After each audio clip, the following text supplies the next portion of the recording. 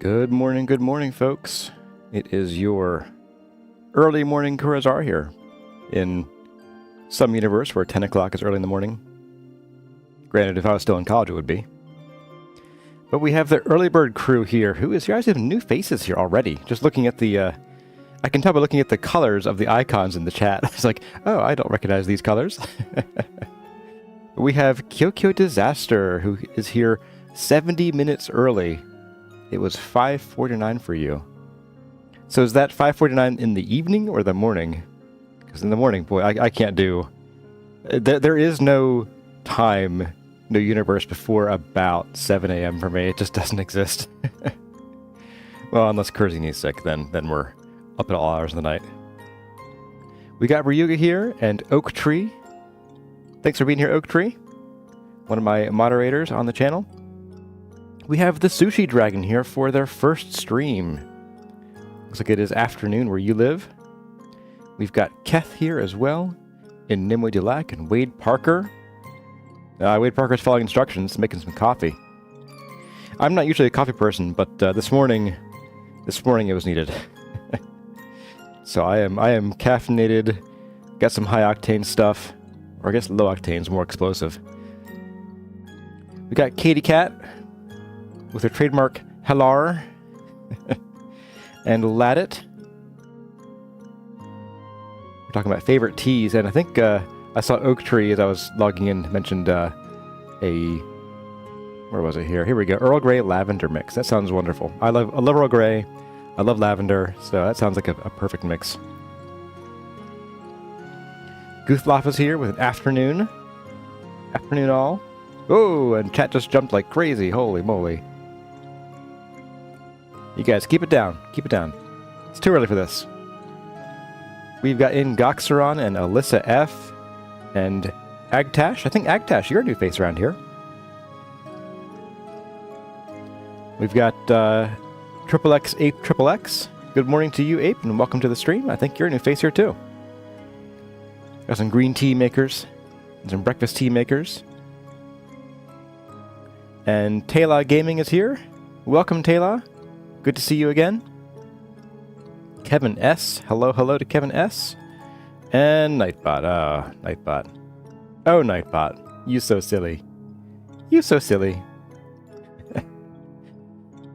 Oh no. I've got the Gator Dunes back. Alright, sounds like everyone's got their coffee. This is like one of the bigger early bird crews I've seen in a long time. Hey, Zombie Doggo. Welcome. Welcome to the channel and welcome to the stream, which I'm assuming is your first, at least first one that I've seen you comment in. So if so, welcome. If not, welcome back. Oak Tree says, oddly enough, I use most of my Scottish breakfast tea making cold brew iced tea. That sounds pretty good, actually. I do really enjoy Scottish and Irish breakfast teas. We've got Pumpkin Rot. Welcome, Pumpkin Rot. Zombie Doggo says it's your third time. Okay, well, welcome back. Welcome back again and again and again, I guess. Well, my clock here, it says 10 o'clock. So I'm going to spin my view around and bring you all into the game. And hello, everyone. My name is Kurazar, and welcome back, as always, on this Sunday morning to Vintage Story Desert Life. Why did I get my axe out? That wasn't supposed to happen. We are here after a wildly successful chore stream on Wednesday. Let's go over that real quick. We did basically like one main thing, which was getting the gold for these lanterns. Now we did an equivalent exchange thing where, so normally it takes a gold plate, which would be effectively 40 of these guys, to do one single lantern and give it the extra 2 blocks of light radius. And we have a mod on that lets you make it with just 2, so you know 10% of that cost.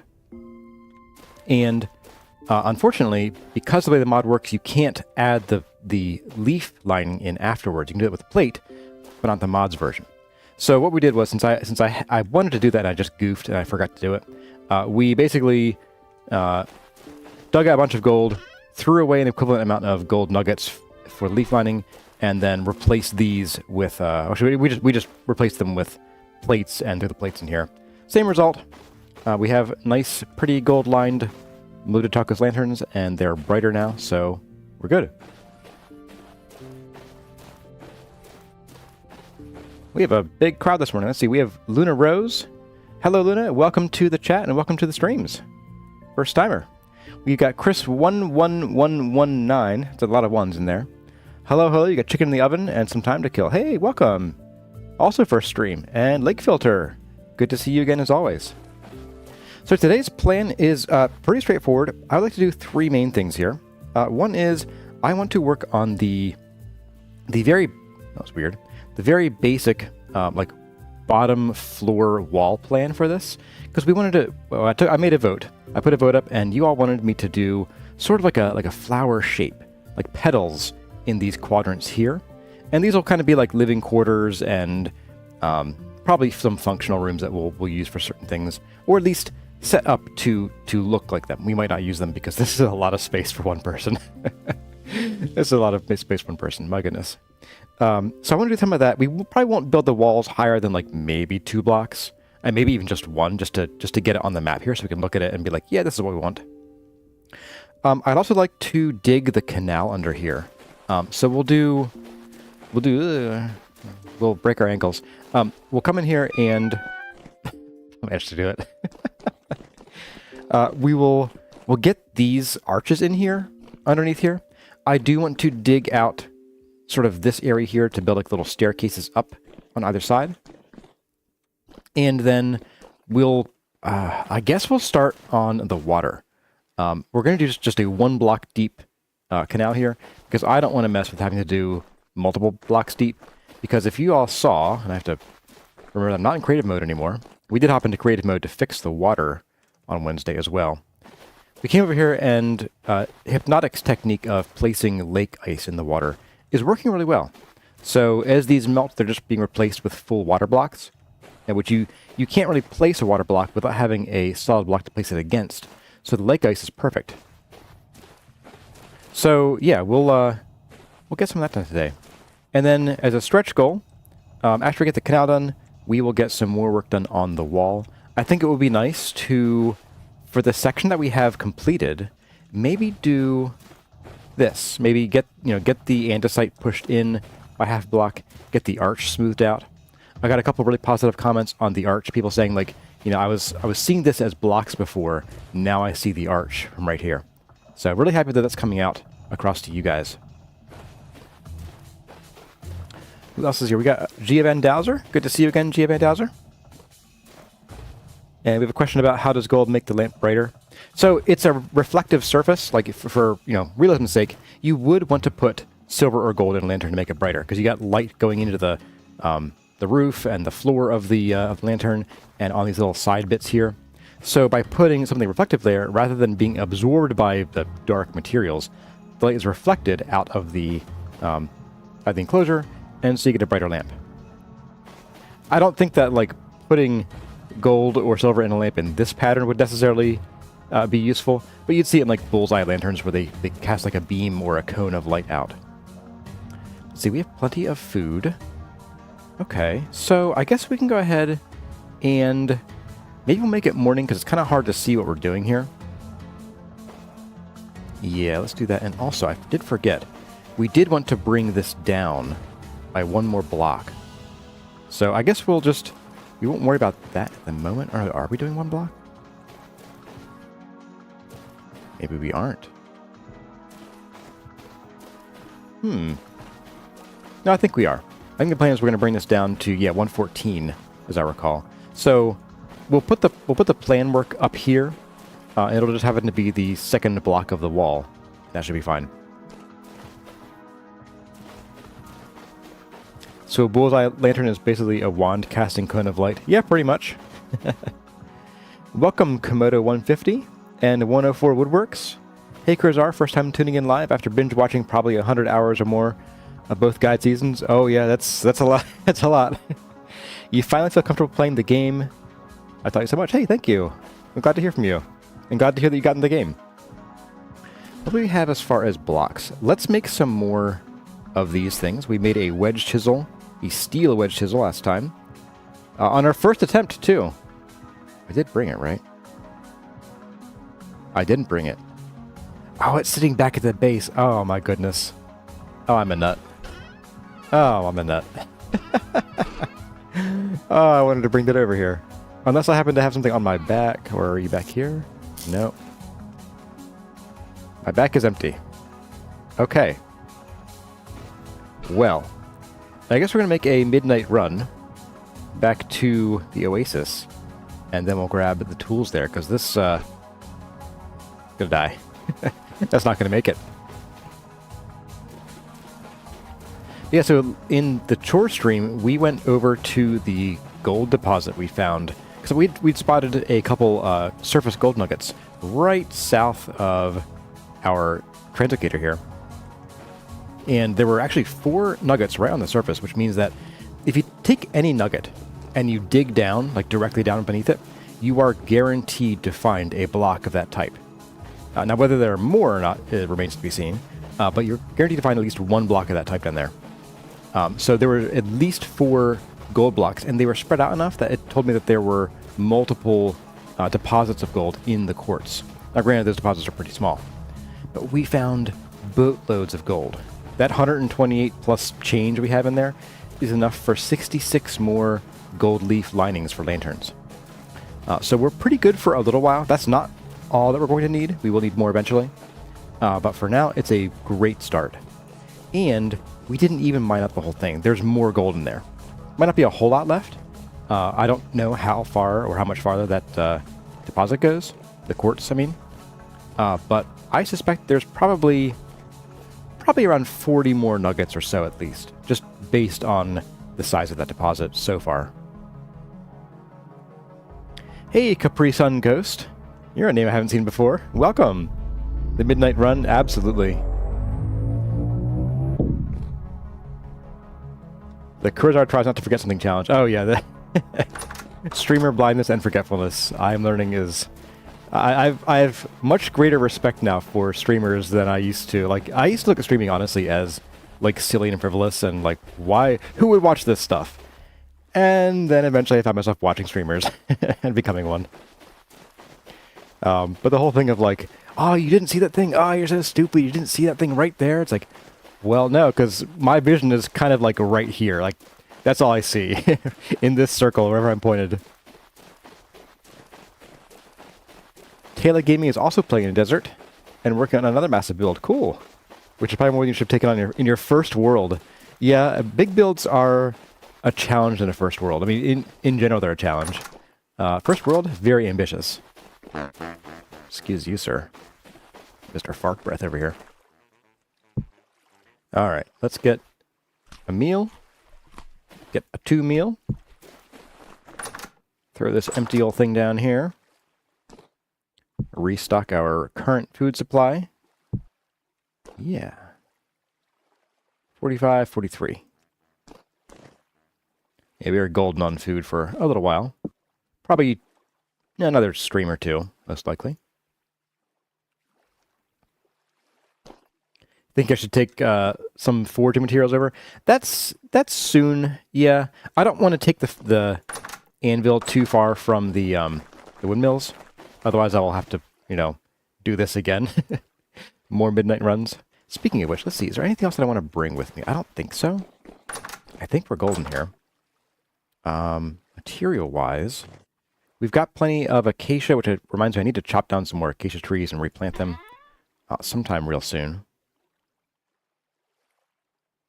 Probably next chore stream, which I am looking at having one this Wednesday.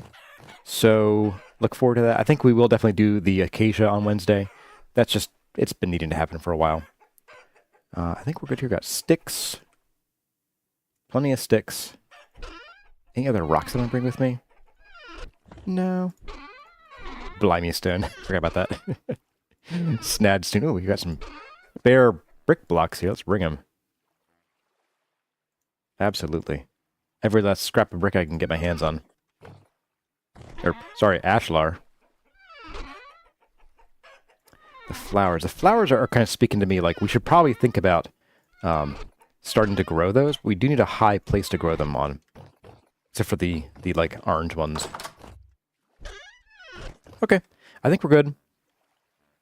Don't forget my tongs. Tongs. And KD8LVT made it. And Rivy6 is here too. Hello, guys. Thanks for being here. And Green Giant 90 is here as well. Hello, hello. We have a pretty big early crowd today. Oh, hello, little calf.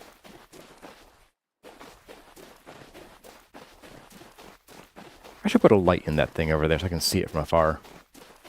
I can kind of see it here. Hey, Inger Raymond, welcome. You actually made a stream before it's half over. Awesome. Glad you made it. Hey, actually, speaking of streams and reminders, I've kind of been posting reminders about the streams about 12 hours before, mostly because that's when I remember to. Because, so what I'll do is I'll schedule the stream in YouTube, like, you know, usually a week in advance. But that, I get, can kind of get lost, you know, buried under Discord notifications and so on. Would it be helpful if I put these stream reminders out, like, more than 12 hours before, like a day before, or 2 or 3 days before? Let me know what y'all think. I'll take a verbal poll in the comments here, in the chat here. Let's get up here and let's go. We will rest. I guess we'll make some more ashlar first, actually. Which way am I going? East. This way. Should put some, like, here we go. Let's grab some of these. I'm gonna put a little breadcrumb trail. I'm always, like, turning myself around here, doing the hokey pokey. Trying to figure out where to go. I'm just gonna do a little breadcrumb trail, like this. Little arrow, just for me to notice. Yeah, light here would be nice though. Although I do usually see, because I have it pinned. Like here, I'll show you when I get off the map here. So see how the red spiral is still on the edge of the map? I have it pinned so I know right where to go. I never bothered pinning the other one because it's so close to base. Oh my goodness. Oh my. Ouch. Get out of here. Jerk.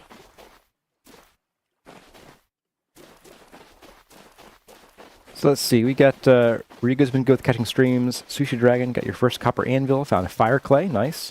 After only finding blue clay. Well, awesome. Yeah, so just so you're aware, in 1.20, fire clay is going to be a lot harder to get. You'll have to be either very lucky in finding it, or you will need to make it yourself. I understand from blue clay and flint. Not sure if the brown or red clay will be usable. But there will be brown and red clay in the game, which is great. Chris Lurson says a day before. Also, welcome, Chris. Goothlaf a day before. KD LVT has a 9:45 alarm on Sundays. Komodo doesn't mind 12-hour notice. Okay. I will try to make it like about a day before then. It's sometimes I'm a little busy because on the mornings that I'm not streaming, I am on Kurazini duty. So sometimes this mornings can be a little bit hectic. All right, let's get our Hamar in our offhand. And you. Oh, let's put you away. Goodbye. And let's put you in here. There we go. Oh, I have more sticks than I want. Let's put you in here too. Okay, good enough. And away we go. We want a lot of ashlar for planning. Do I want ashlar? You know what we could do? Maybe since all of this is already brick, what if we made... Tell you what if we do the base of the temple here will still be the ashlar, and then we'll do some sandstone stone, just raw stone, to make a nice, really smooth looking building here. So we'll still do these ashlar. We'll just do this whole thing as ashlar and then done. Let's have to cook the flint first. Interesting. What does the flint cook into? Does it like shatter and turn into like flint dust or something? I have no idea what flint does in real life. I have a vague recollection of it might be a water-bearing rock, but I don't know. Chris Larson says, I saw someone in the pre-release show you can make it from either clay and can mix it in the crafting grid. Okay. Awesome. Oop, there we go. All right. Is blue clay going to be rare too? I don't think it's going to be rare. I think it's been turned down, but only because you'll be able to make stuff out of both the brown and red clays too. So I don't think there's any worry about clay being rare. And I'm pretty sure I saw... Are there going to be different colors of fired clay too? I'm not sure. I have not been keeping up as much with 1.20 as I would normally with pre-releases. I just... dealing with getting ready for child number 2 has left me a little bereft of time to kill and that kind of thing. Okay, so you guys away. Let's get our mortar. So do this. Let's grab a second one too, just to be safe. Alright, so let's make a lot of ashlar blocks. So speaking of mortar, I joined the Order of Mortar yesterday. My dad and I are building a like a rain shield over a stairwell out back that likes to flood my basement on the regular whenever it rains. And I wanted to put a stop to that. So we're doing that. And we had to drill into some concrete, and man, is that dusty work or what? It is absolutely so dusty. It is so crazy how dusty it is. I came inside and I scratched my head, and like my hand just came away with like dirt under my nails from scratching my hand. I'm like, ooh, that's disgusting. Let's go shower. I have new appreciation for just how dusty that job is. And the brave guys who repointed my garage wall earlier this year. I remember they were grinding away for hours and hours, and they come out looking like they were mining coal. Oop, and I accidentally bumped my recording button. So there'll be a brief split in the recording there, unfortunately. I think I want to turn off my caps lock button, because on this computer I have 2 screens. I don't need a hotkey for recording so much. Or I could move it farther away, I guess. Masonry bits for the win. Yeah, we had to get that going on. We were only drilling small holes, so it wasn't stupendously dusty, but it was still stupendously dusty. Let's go ahead and we're going to make it morning. But it says looks like it in regard to the clay. It certainly looks like they added some brick colors. So those brick colors actually already exist in the game. They're just you can't. Oh, we're starving. You can't find the clay to make them. You have to buy the bricks from the traders called building materials traders. So it exists, but in a very, very limited form.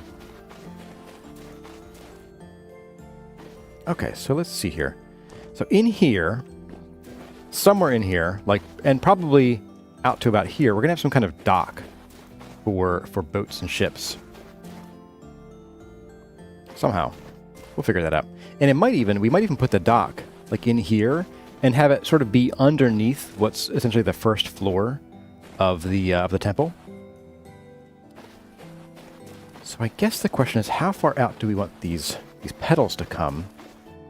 And I'm kind of leaning toward maybe continuing the wall inward. Yeah, put the bricks away. Why'd I put the bricks away? Somebody yell at me for putting the bricks away, please.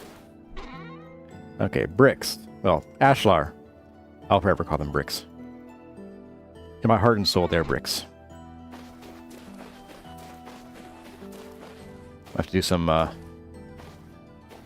habitat and environment destruction here at some point. It lives another day for now. All right, so we bring this in a little bit more. So we come in. We'd have like maybe 8 more. 1, 2, 3, 4, 5, 6, 7, 8. Excuse you. All right, bones. Get out of here. Don't need no bones.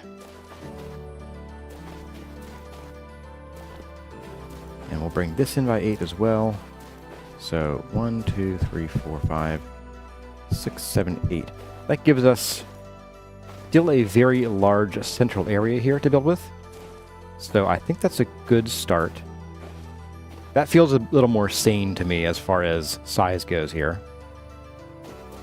And the reason I want to bring this in is because this petal structure is going to be more complex, as well as add more area for us to build in.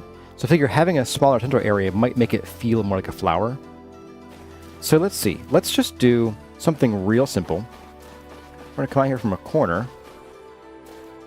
We're going to follow this line out here. Slowly. We're not going to sprint this time. We're just going to come out to, say, I don't know, somewhere out here. This is mostly to just mark a general line of where we want to come to.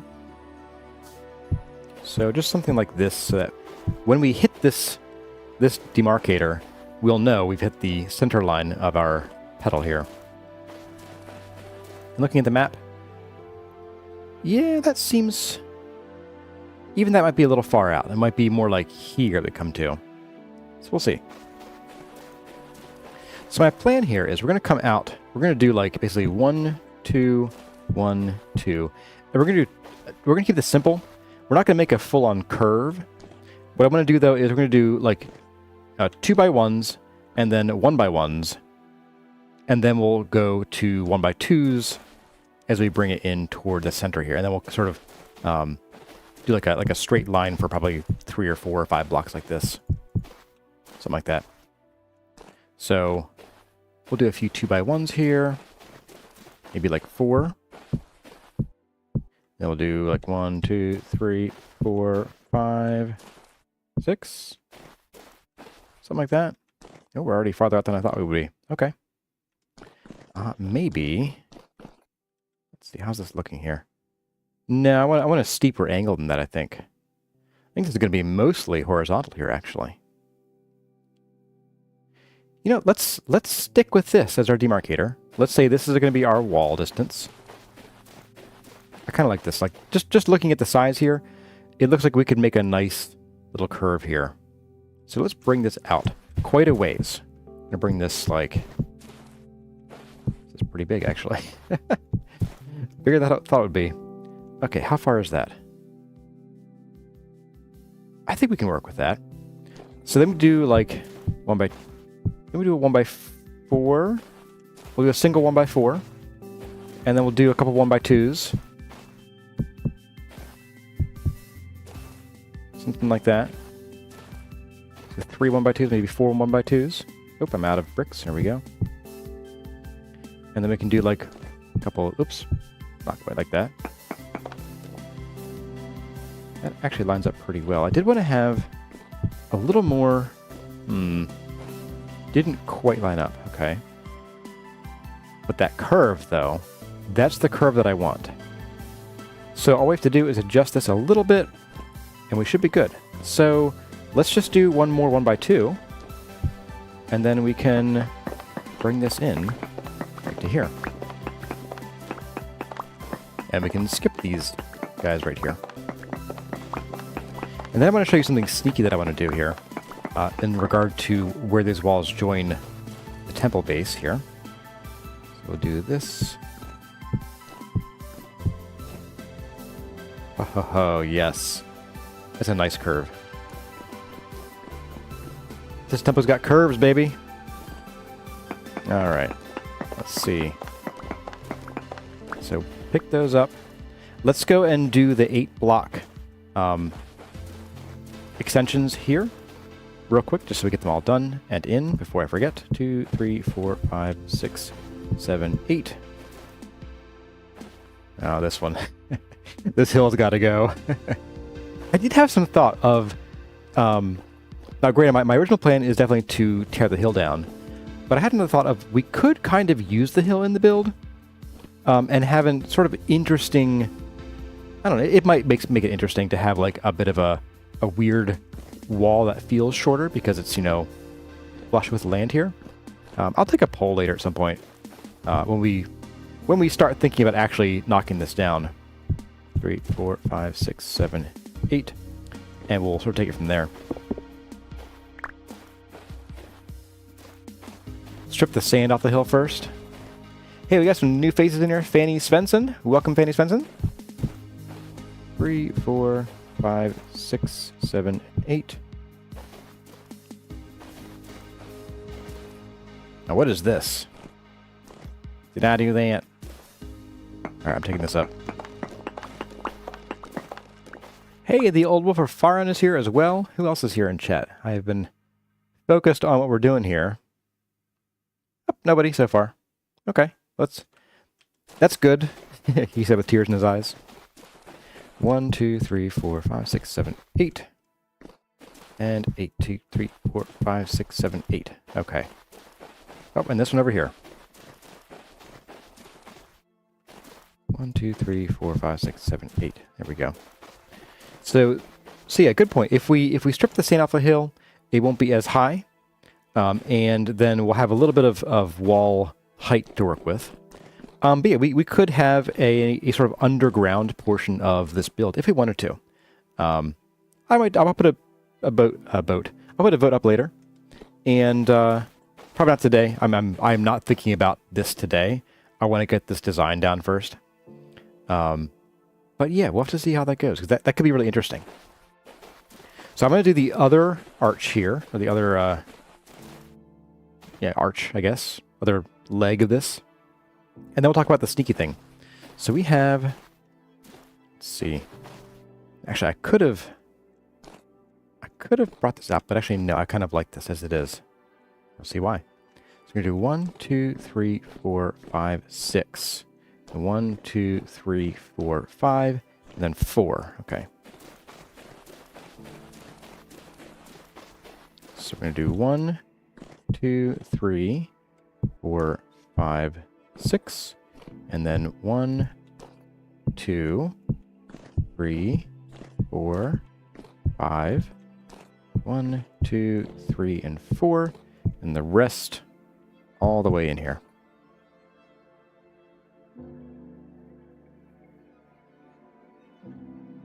Something ain't right. Something ain't right at all. What is going on here? I don't like that one bit. What is this nonsense? Why are we not reaching here? I don't even want to know. Alright, what am I missing here? What am I missing? Let's see. So, it's almost like I have no idea what I'm doing, apparently. Wow. Boy, did I work this one pretty good. Alright, let's see how many we are from this here. So, from here we have 1, 2, 3, 4, 5, 6, 7, 8, 9, 10, 11, 12, 13, 14, 15, 16, 17, 18, 19, 20. 1, 2, 3, and 4. Okay, 24 blocks. It's easy.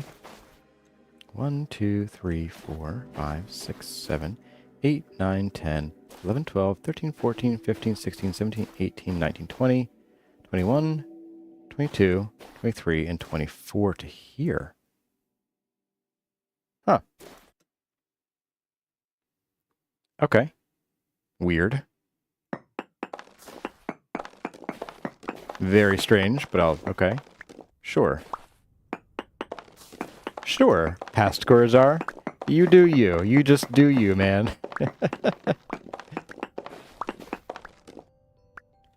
Cass, do you think you did 7, not 8, due to the bones? Maybe, but I counted out 8 for the other side too. This is like 4 blocks off though, or 3 blocks off. So I don't know. Maybe we adjusted this previously and then didn't adjust these, and I was probably like, yeah, we'll fix that later.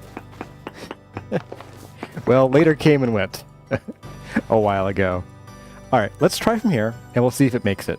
Maybe on the other side of that cactus. So we have 1, 2, 3, 4, 5, 6. Let's just double check on that count. 1, 2, 3, 4, 5, 6. Yes, 6 ones, followed by 5 twos. 1, 2, 3, 4, 5, and then a 4. Okay. You are correct. You did say that and never did it. Yep, that's me. 1, 2, 3, 4, 5. 1, 2, 3, and 4. And then we should have the same amount of blocks here as the other one. And we could count them, or we could just go walk across this way. should go right into that little armpit right here. There we go. Look at that. Lines up perfectly. First time every time. That's me. Yep. That's me. All right, so we want to have 24 blocks from here to yonder. So we've already got this one done. That's lined up there. Let's do these two. So 1, 2, 3, 4, 5, 6, 7. Lost count. That sort of hitch stopped me there. 1, 2, 3, 4, 5, 6, 7, 8, 9, 10, 11, 12, 13, 14, 15, 16, 17, 18, 19, 20, 21, 2, 3, 4. There we go. So take off 3 from these guys.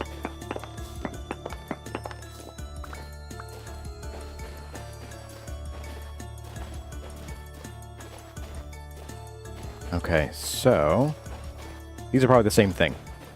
Let's count though. 1, 2, 3, 4, 5, 6, 7, 8, 9, 10, 11, 12, 13, 14, 15, 16, 17, 18, 19, 20, 1, 2, 3, 4. Okay. That should resolve that little problem. And let's get these in so we can get a look at just what this will look like when we're all done, so we can take a peek and see if we like it. I think I already like it, so I'm optimistic about it. Let's see. So we're going to do 1, 2, 3, 4, 5, 6. 1, 2, 3, 4, 5. 1, 2, 3, 4. We'll just do a bunch of these and have them meet up in the middle. Good. It's perfect. TL Forever. Hi, Krizar. What did I miss? Stuff. You missed the plans. And me miscounting things. 1, 2, 3, 4, 5, and 6. 1, 2, 3, 4, and 5. 1, 2, 3, 4. And this should go straight across.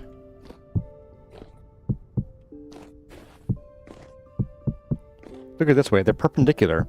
So at some point, they'll always meet. It's perfect. The perfect plan.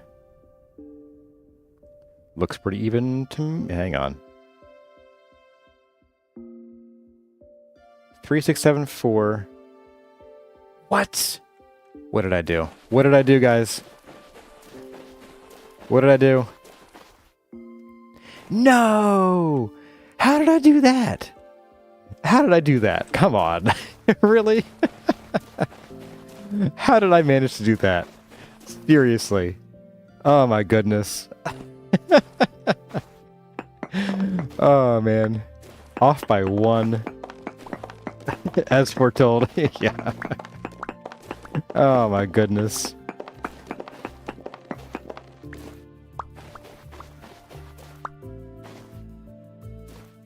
But here we go. This is one of the glories of watching streamers. You get to watch them goof up in real time. If I'd been doing this as like a regular series, I'd have been like, you know, this would have been like a 5-second thing of me realizing something's wrong, and then cut, and it's fixed. Look at that. And you wouldn't get to make fun of me the whole time. For 2 for 2? Yeah. But the rest will be perfect. Trust me, I'm a doctor. As in a footage doctor. Okay, let's try this again. 1, 2, 3, 4, 5, 6. 1, 2, 3, 4, 5. 2, 3, 4, and then the rest should line up like this.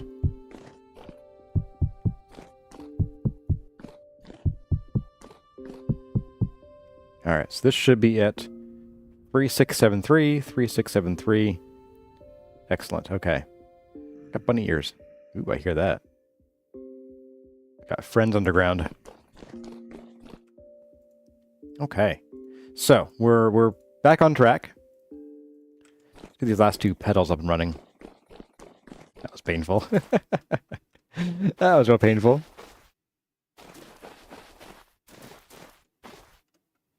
Alright, so we're lined up this time for realsies. And I realized I lied about talking about the sneaky thing. Let's take a break and talk about the sneaky thing. So, sneaky thing is I want to put a door right in the crook of all of these petals here. The reason being is that, for one, coming from this side, to get in the door, I'd have to either, like, come in here and, like, swim through the door that'll be here eventually, or I'd have to, like, run the whole way around to one of these other sides, where we'll have basically a staircase up from about, like, here, that would take us up to that first floor, because this floor will not otherwise have entrances. I want the sort of ground floor to be sort of our own service floor, like, we are the servant, and so it's our special place to be servants and to be little goblins. And so that'll be where our storage is. That'll be where our our kitchen is. Our bed will be probably on the first floor here, at least for a while, and we'll scatter some more around so we can sleep wherever. But like the first floor is gonna be easier for us to have as our place to to build this up from, rather than putting a storage floor like up there somewhere. So, to that end, having to go up the stairs into here and then down a staircase somewhere in here would just be pain. So what we're going to do here is we're going to put little hidden doors in here. And I'm thinking probably like we'll take out this block here and we'll just sort of do this and put the door like right in here, or even just right in here, coming in this way. And that way, we can have a sneaky little entrance, and from afar, you'll never see it. It's the perfect crime. We could even get even sneakier, if we wanted to, and put this block back and just chisel all but like one little sliver. But that might look a little dumb because you literally wouldn't have like a brick like this that's one sliver thick. Hey, welcome, Cat Dust. A new face in town. We are building the Temple of the Desert Blossom. It is a, for this game, if you're coming from the other block game, while it might seem reasonable for the other block game as far as scope goes, in Vintage Story, this is a kind of nutty scale. And I did not realize what I was getting into when I started it. But it's pretty cool. I'm liking it so far. But yeah, so we'll have the secret service doors here. And yeah, that'll be cool.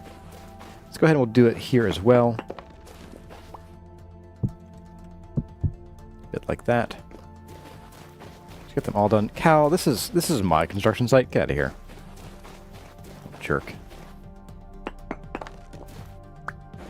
1, 2 entry. And one over here. There we go.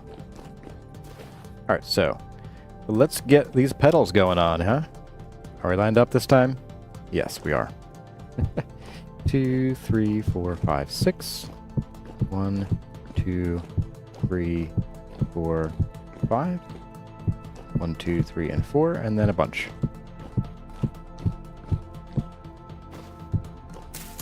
You come with me. Oh, you guys too. And the nice thing about doing this now is that now we know exactly how far up we need to build out this design here. And it's very far. It's very far. That's the truth. It is very far. He said tearfully. Alright, so from here, same thing. So we're going to do 1, 2, 3, 4, 5, and 6. And then 1, 2, 3, 4, and 5. 1, 2, 3, and 4, and then just a bunch out here. In theory, this should meet up somewhere.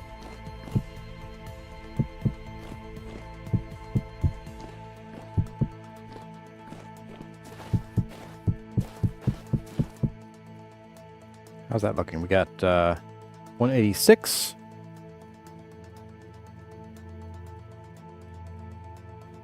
What is going on, guys?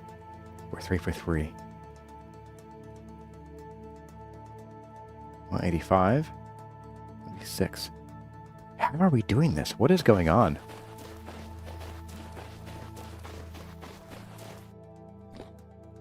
And we're lined up here, aren't we? 1, 2, 3, 4, 5, and 6. 1, 2, 3, 4, and 5. I don't see how that could have gone any different. Maybe we goofed on this one? 1, 2, 3, 4, 5, 6. 1, 2, 3, 4, 5. I'm at a loss for words. I don't see anything wrong with that. What is going on here? Why is this so different? Wait, now it's 20. Hang on. Oh, I was measuring on the other side of the block. Interesting. So this this grid is a little messy. It is lined up. Just that I had the mouse, the cursor was just on the right side of this block, and it's not accurate. Wow. Bug.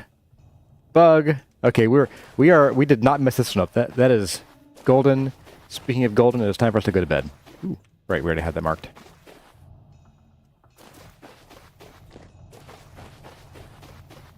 That's right, we could do some custom doors, some really sneaky doors. I'll think about it. I kind of like the idea of a more like traditional hidden design than, you know, chisel magic. But it could make sense that we might have some kind of, you know, hidden stone door in the wall. Oh, it's not very morning, is it? Rare case of the map being wonky. Yeah, I guess so. It's pretty wild. Not a fan of it still being low rift activity out here, but oh well. I guess we'll see if we have friends out here. Jokes on that, I have no friends. Aha. Bullet dodged. That's right, guys. Breakfast time. Alright, 1, 2, 3, 4, 5, and 6. 1, 2, 3, 4, 5. 2, 3, 4. And then a whole bunch.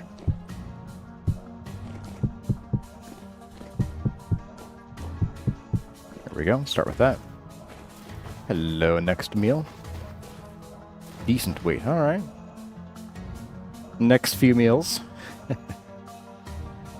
Alright, so 1, 2, 3, 4, 5, and 6. 1, 2, 3, 4, and 5. Oops. 5. There we go. 2, 3, and 4. And then bring these to meet up here. And we'll check it out on the map then.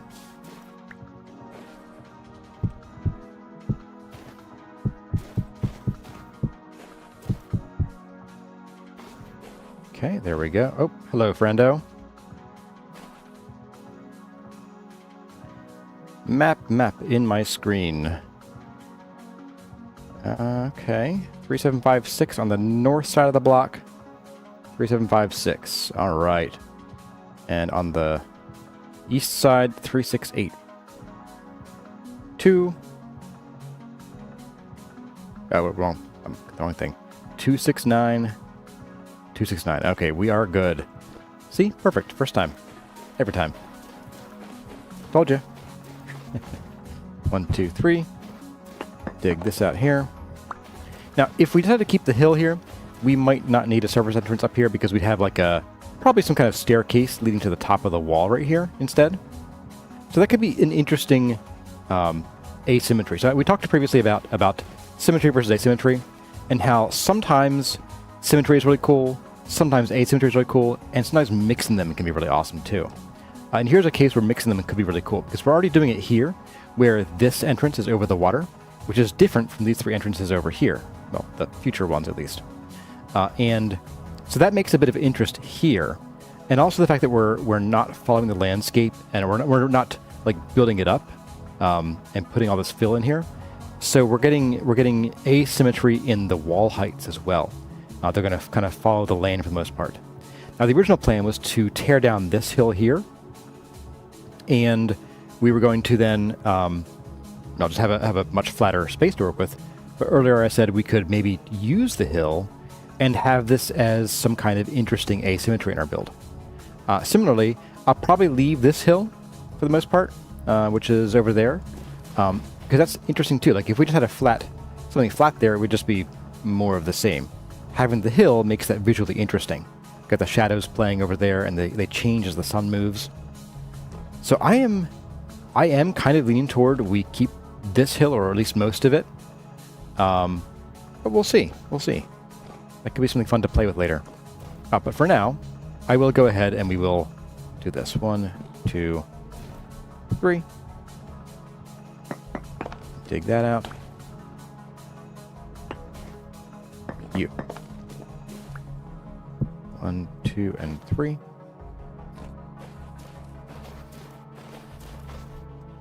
And then this guy, and I think that should be it. 2, 3.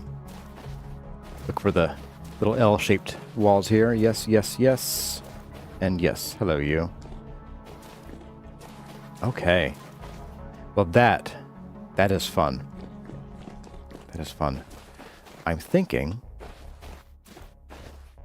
Yeah, I'm definitely thinking that this space here, where these kind of join in this little crook, or armpit, as I called it earlier, this would be a prime place to change where, like the motif of the wall. So up through this arm, we're using blue, the andesite, and we'll do that from both sides as well. So here, we have the option of changing colors more easily, I think, than here, where we're looking for a pattern. And so I might want to do some like nice flat sandstone, and then maybe some minor decorations with another color, maybe bauxite, maybe chert, maybe even some of the dreaded greenstone. We'll see. Although we're doing pretty well for green using these guys, and peridotite is a kind of uglier green, so we'll see. Do I have flint I'm keeping here somewhere? Not really. Put it in you.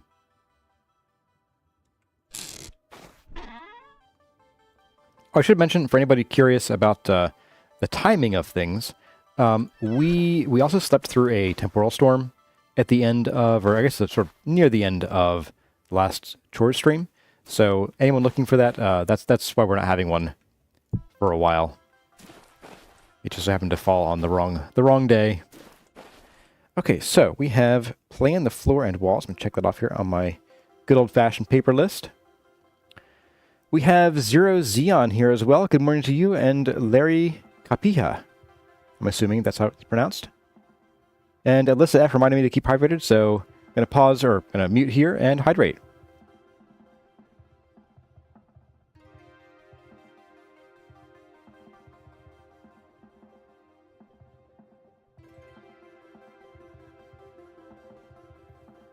Okay, and Pumpkin Rot saying make a fountain. Yeah, so we are going to do some fountains here. Not really sure where yet.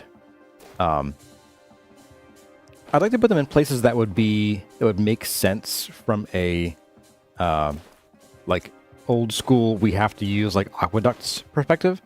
So we could sort of pretend that we collect rain, or even like dew, like moisture, in the upper parts of our tower, where it's colder, and so water can condense there.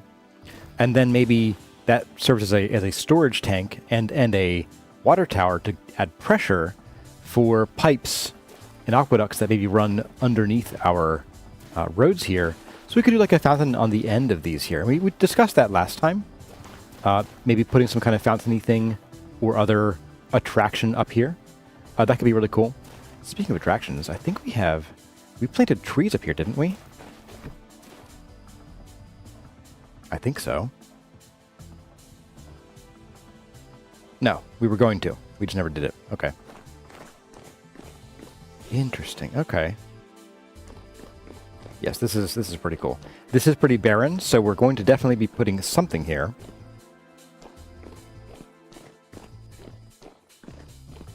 I'm thinking some of those will be fruit trees, so we might actually want to go and grab those so we can start growing them out here in the middle of nowhere. Just a big old orchard. So for now, these big areas, which will probably be mostly, like I'll turn some of these into farms long term, but for now, they're going to be our place for just growing all of our resources that we need. The Olaf of Varn says, you think this is your favorite build of mine so far? Hey, thank you.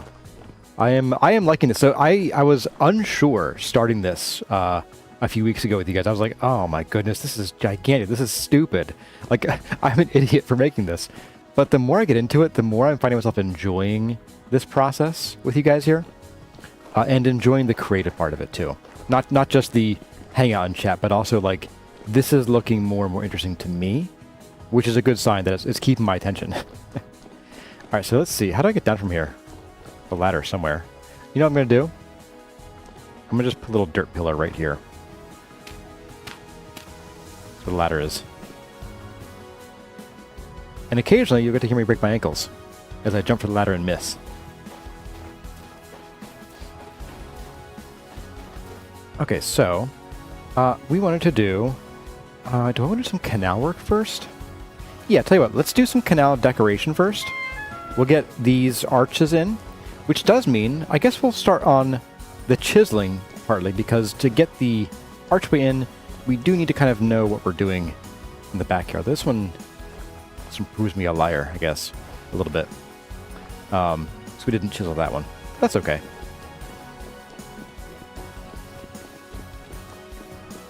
All the bones lying out for me, jumping off the wall. Yep. Tell you what, now let's skip the chiseling. I think we can work with what we have here. That's not a problem. Here's a problem: is why is that one block up? Do I want to know why?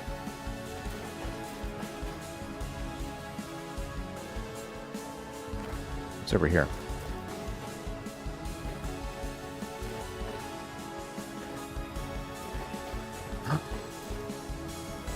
Oh, I goofed on all of these. I get it. Oh, I get it now. Yeah, this bottom one's supposed to actually be sandstone. Yeah, caught it. Oh, look at that. Parkour. Alright, so yeah, this bottom one is supposed to be sandstone on all of these. And on that side, I think I forgot that. How about here? Didn't forget it here. Okay. Yeah. Let me do that right now. right the heck now. Before we forget.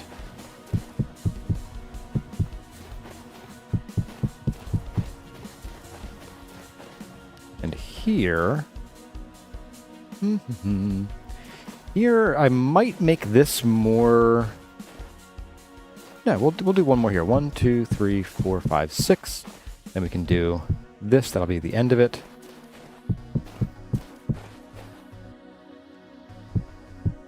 Like that. And then probably from here to the end will be probably either we'll move to the sandstone, or I might do a few more rows of brick as a sort of a barrier, and they'll move to the sandstone and other stuff.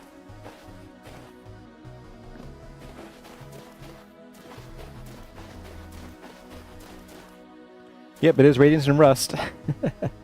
Okay, so we have a minor touch-up to do over here. That's not a big deal. I think someone had pointed that out to me, and I didn't realize what they were pointing out recently in a comment. So thank you to whoever that was in a comment. Yeah, I've noticed now, finally. I noticed, Senpai. Now, what I think I'll do is I will turn these... Yeah, I will turn these into the same chisel blocks as up here. And then I'll just move them over here so we don't lose all this andesite. Because that's, what, 18 blocks of andesite? It's worth it. Methinks. Me think. Me think hard. Me think lot thought. Okay, so let's get some chiseling done here. Well, copying. Copying done. Let's see. We're going to want some of these guys. Grab all these guys, actually. Alright. Now, I don't recall if we actually had to add... Yeah, so we did have to manually chisel some of this archway, but this is really minor work to do. So I'm going to do all this by hand, because it's like touching up like 3 blocks here. It's not worth skipping back and forth with the pantograph 1,000 times. Okay. So, pantograph. We're going to copy you. Just going to do all of these here.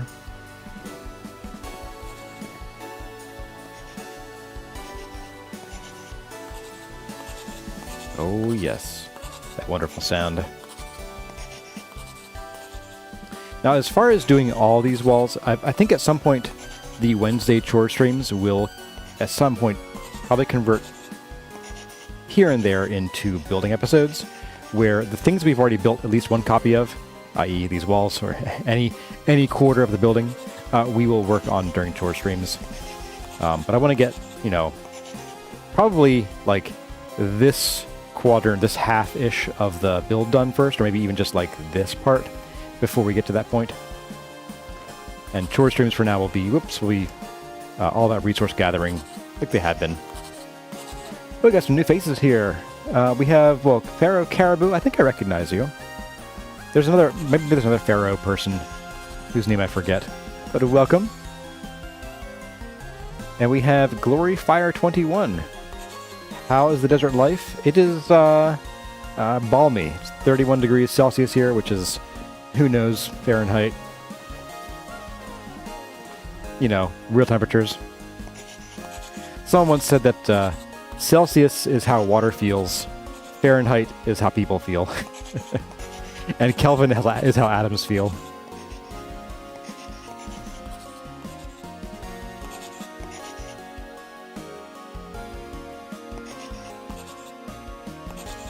Even when ChiselTools is making your carpal tunnel itch. I can see that.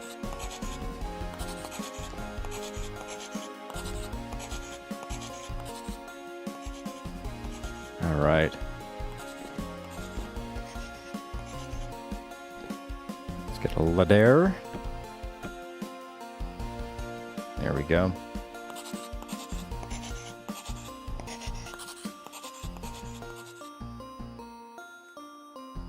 We'll keep that ladder for a second because we'll need that in a minute to finish the arch off. This one we don't need to keep.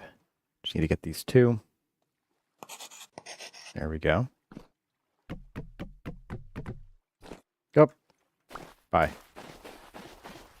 Oh, and it is lunchtime. There we go. Emptied another one. Boy, these go fast sometimes. It's very weird. Okay, so looking good so far. Let's get this arch finished here. All right, so we did... Oh, you need a chisel for that, don't I? Chisel and a hammer. 38C is roughly 100 Fahrenheit. So, what's 32C? Is that about 80 couple degrees Fahrenheit? Freedom units.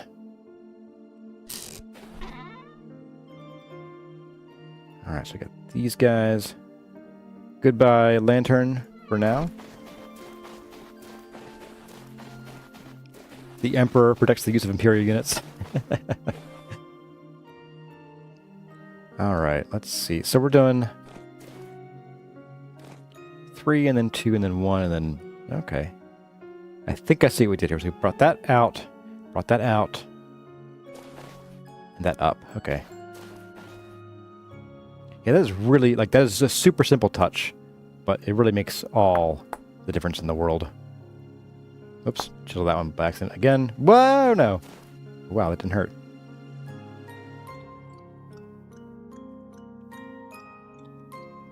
So like that, I believe. Let's go back up and take a gander.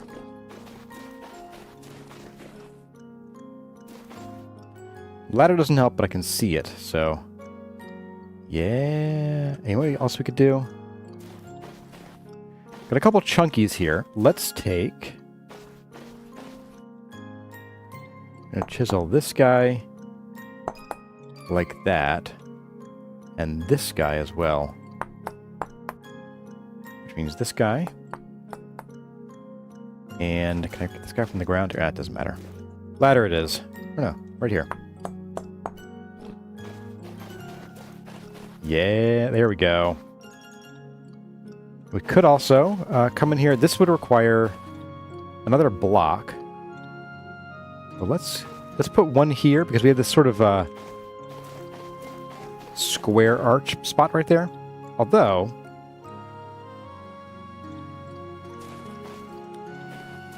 sometimes it's actually detrimental to round that off, to bring that out, because the arch wants to go deeper in that curve. That sort of brings it out. let's leave that for now.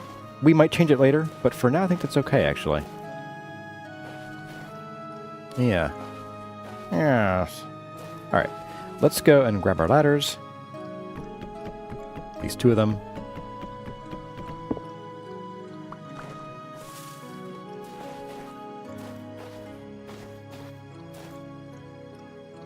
And we want to do this side over here. Barely even requires a ladder, so I'm going to fix... Oh, we did that over here. We just forgot to do it over on the other side. Okay. So we did already shave that down. Alright. So that was a mistake on my part. Alright. So this is already done as far as the pantograph is concerned. If I could get up here, that'd be great. There we go. So we can chisel you like so.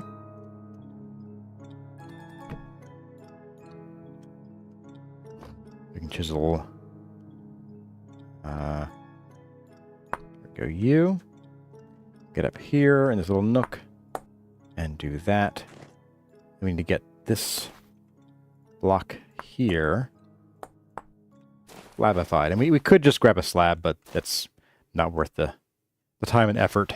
Plus, often I mentioned, if you use different size blocks, the textures often don't line up properly, so this preserves that.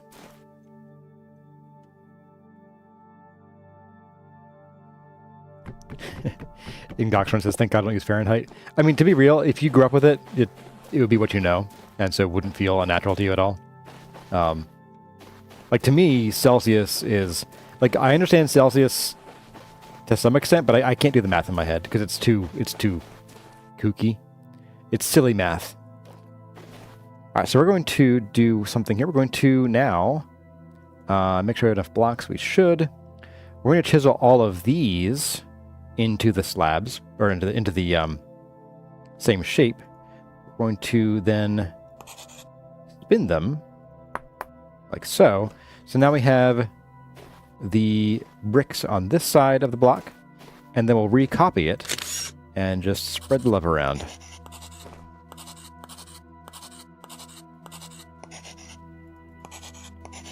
As I mentioned, we're going to then knock out these blocks in the back here along the bottom row, and we'll just transplant them over to the next bay, because we got plenty of space to work with, and this will barely even make a dent, to be honest. This will fill up 3 blocks of one bay.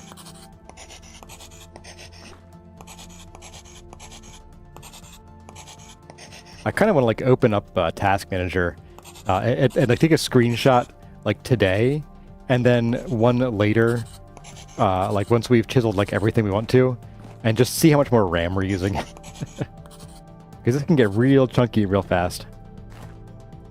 Oh, I can't reach that from here, okay.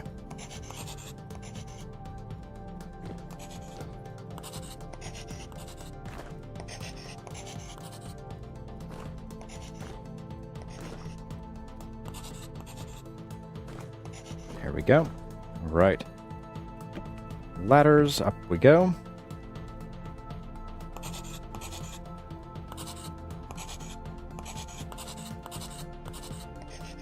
All right. Now, there is the chance, because these are chiseled blocks, there could be some weird lighting issues that crop up. But, let's see. Let's find out how this changes anything. It doesn't really, okay. So because we don't have, like, lots of other chisel blocks, like, on the opposite face, blocking the light and causing weird issues, I don't think we need to go in and actually change anything about these blocks after we chisel them. So, I hope. I really hope. Go, and one for you. And knock that off. Whoa! Surprise me. Ah, I can reach you. 1, 2, 3, 4.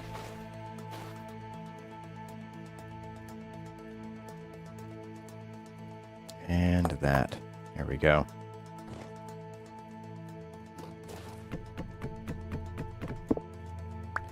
How much RAM does my computer have? I upgraded to 32 gigs pretty recently. I did it for the video editing, because I will actually edit all 4 segments of these videos at once. So Let's see, this is going to get chunked off here. There we go. You're going to get chunked off. There. Yeah, so being able to have all 4 files open at once was a pretty big time saver. Went from like an hour of editing after these to like 20 minutes. It's pretty great. A very streamlined workflow for getting these episodes out. Which I think is doubly nice because like I want to get these out to you guys, you know, as often as I can, and I'm trying to balance my streaming and work and family life, and it's working out pretty well so far. So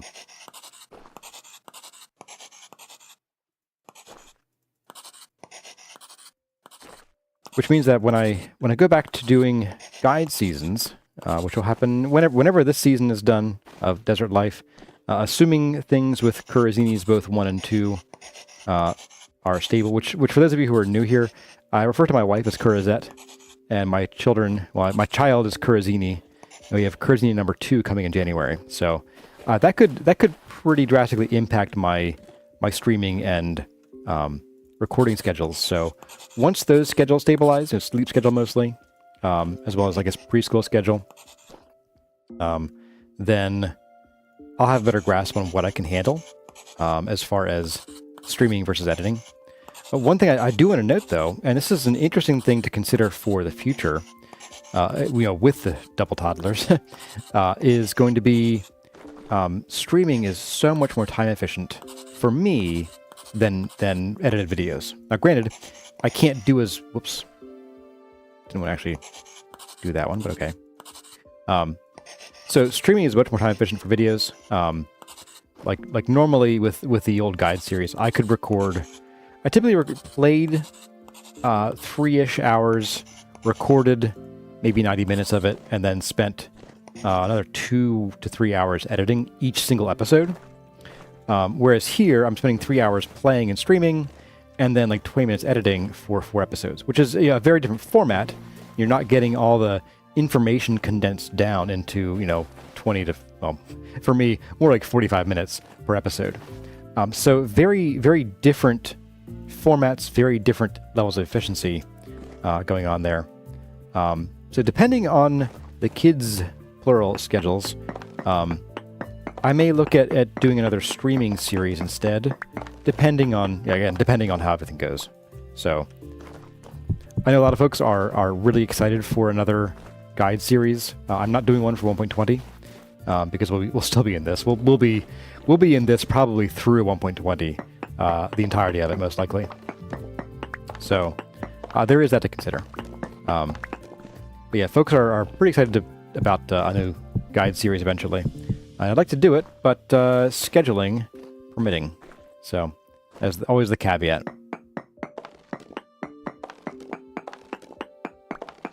A streaming guide series could be good. I actually don't know if that would work out real well. One of the nice things with the guide series is that processes that required like 3 hours of waiting, I could do, in a 20-minute episode, or again, for me, 40-minute episode. Whereas like doing it in this kind of format, I'd be like, okay, we're going to start this process today, and then spend 2 hours doing other stuff to prep for it. So I'm not sure how well that would work out in this format. Let's see what it's going to do. Oops.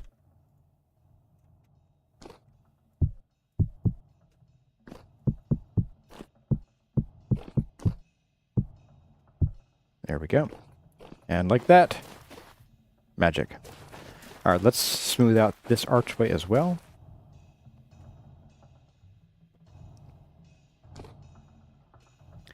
Can't wait to see me build a ship. You mean like the new ships in 1.20?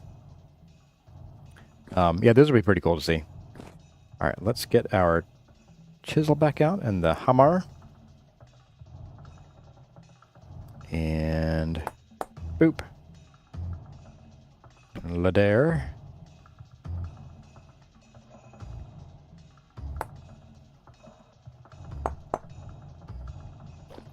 Ow. Don't need you anymore.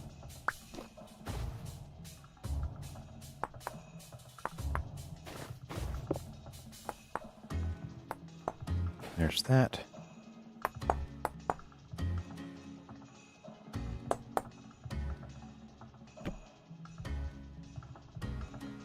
Oops. That's the ladder. With the chisel. All right. Hey, Brazilian with Internet Access made it today. Good to see you again. All right. The Wonderful Woodwork says, I really look forward to the next guide season. Those are the best. Yeah, I really do enjoy making those. They're very time inefficient, but they're a lot of fun to make. I really enjoy sort of that educational style of comboing Let's Play and tutorial.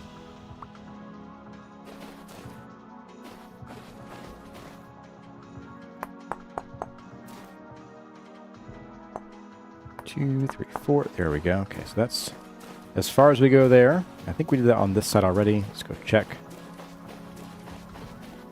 No, we did not. Okay, let's go ahead and do that before I forget. Before we forget. I'm putting the blame on some of you guys too. We.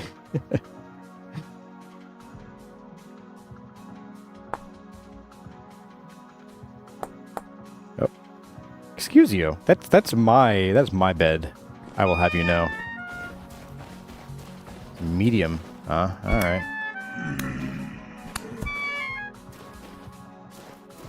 Well, let's sleep. Make it morning. See if we get beat up while we sleep. And I'm going to hydrate.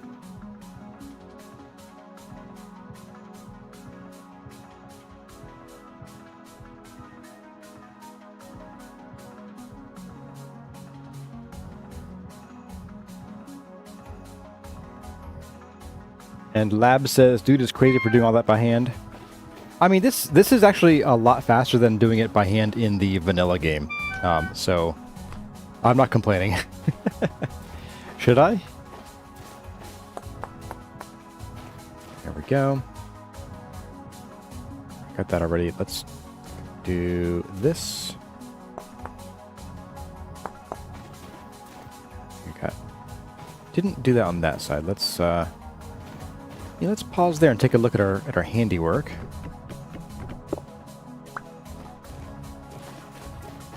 Oh yes. Oh, that looks so good. It's so clean. Hmm.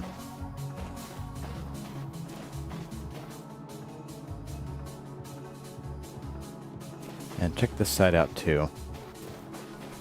A little bit of QA work. Ooh. Cactuses. Cacti. Nope, I think I missed one. That's why we do QA. I did miss one. Look at that. Alright. Well, that's an easy fix.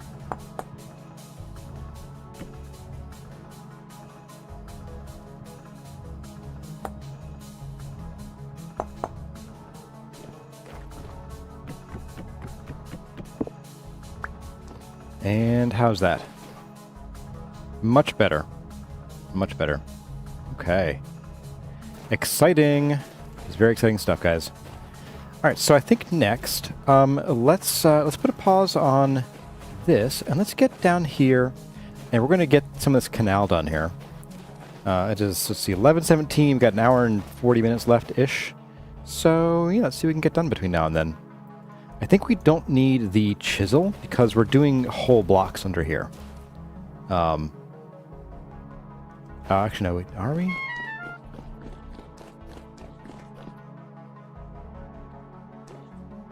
Yes, like I said, we're doing stairs under here. Again, these don't line up great. Like you can sort of see that weird seam right there. That's so weird. But that's okay. So stairs and ashlar. And we need some regular andesite blocks. Okay. I think I can manage that. Now, what I do want to do here is we might end up in situations where the opposite sides are at different heights here.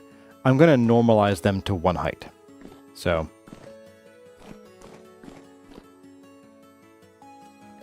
Hey, thanks, guys. I'm glad you're liking the progress so far. Yeah, I do love, I mean, yellow and blue, Well, you see, sandstone and tan and blue, classic example of opposite colors, complementary colors, which is why they work together so well. So yeah, let's see. We're going to want a bunch of different kind of blocks here.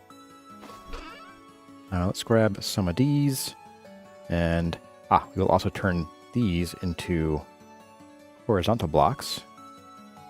Back here. And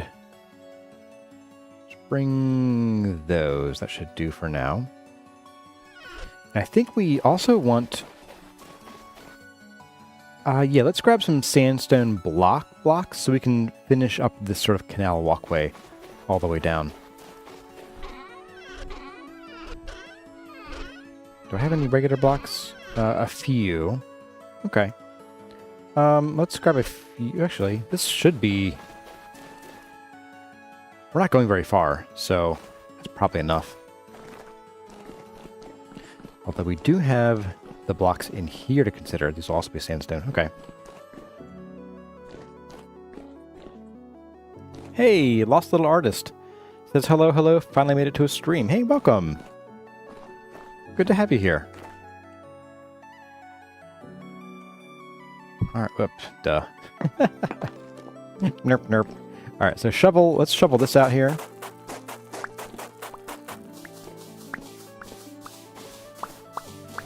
Grab this. Ah, no, not more. Not more of this junk. Oh, you're kidding me. Alright. Well, that wasn't supposed to happen. Not you. Alright, so we're going to sandstone rock that. We're going to rock it, man. I guess we will probably want some more, just because we have some fill to do here. My good friend Phil coming back for more. Alright. It's muy irritado. It's Spanish for very irritating. Trust me, I'm an expert. So putting supports actually won't help. It'll just make the rest of them fall off too. So I may as well get this over and done with. And we'll probably just pop into creative mode here real quick and place some more of that lake ice to fix it. So let's just do that real soon here. Let's see.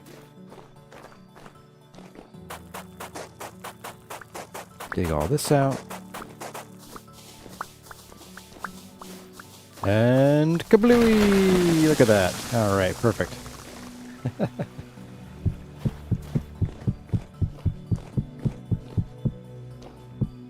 I guess we will need some more of this stuff then.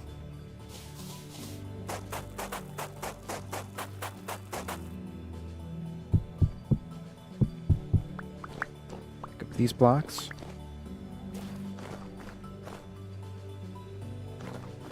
Chiseled sand doesn't fall. That's true, but this sand needs to go anyway, so it's gonna create water problems no matter where we go. So I figure I may as well just knock them down, let them do their thing, like this. Bye. Bye. Let's see, this is not going to fall. This is going to fall, I believe. Yep, that's rock actually under there. Okay. What about you? You have rock underneath you? You do. Okay. All right. Well, let's get let's get this dug out here.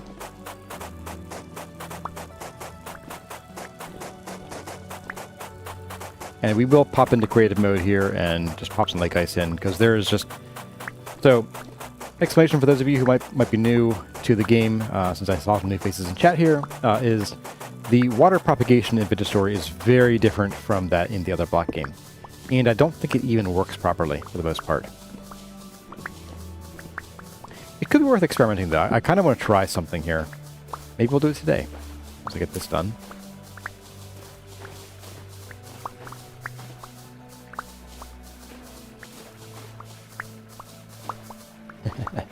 I mean, some things never change, right guys? This is realistic. Love it. Alright, let's go dump some of this stuff out of our inventory. And we will slide into creative mode briefly just to add some lake ice so it can melt and become water. And then I'll show you guys why we don't do it the real, with buckets way. Okay, that's empty, empty, empty. We're going to pop this up here.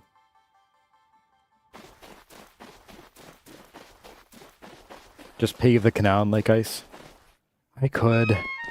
All right, here you go. I'll put a little poll up here, just because I know that like this is a survival series, so I don't want to do too much in creative. Should I pave the canal with lake ice or fill it with water manually? Lake ice. Pain. Start poll. There we go. If you guys want lake ice, we'll do lake ice. So I'll go and do some chiseling here while I wait for the poll results to come in.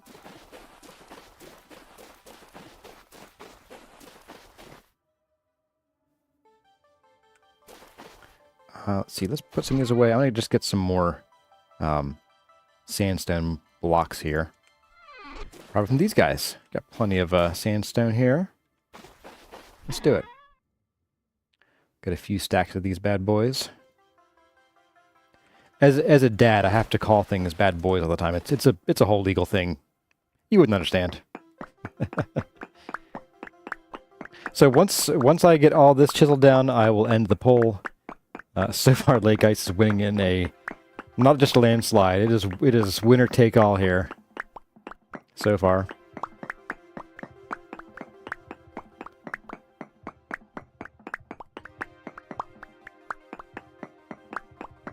You can relieve blocks of frozen lake ice in winter and cold areas. You can relieve the lake ice? Really? Huh. But how... Oh, like, does that only work if the lake ice is like 1 block deep and you remove the block beneath it too, I assume?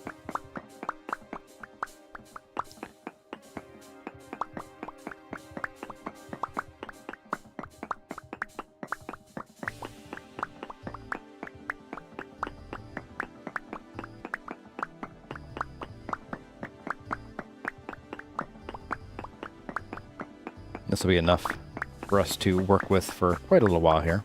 At least as far as the canal goes. Alright, so chisel away. Lake Ice is the winner of the poll. And that poll. Alright. So you can relieve it, but it's tricky, okay.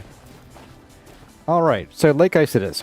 So to do that, we're just going to slip into creative here for just a moment. And we'll just do the lake ice for now up to the end here. I just hope it doesn't require sky access in order to melt. Although we can just break it by hand to melt it if we need to. Alright, so we're going to do /GM2. Going to grab some lake ice. What's that say? Lake lime, okay. Alright, and here we go. Ugh.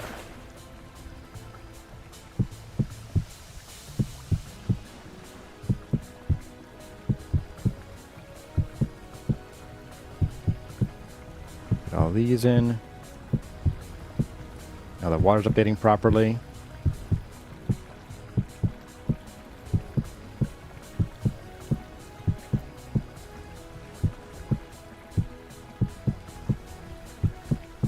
And get this in. That should do it. Do I see any more flowies? I do not. Alright, so here we can just come in and we're going to... Oh, I see something.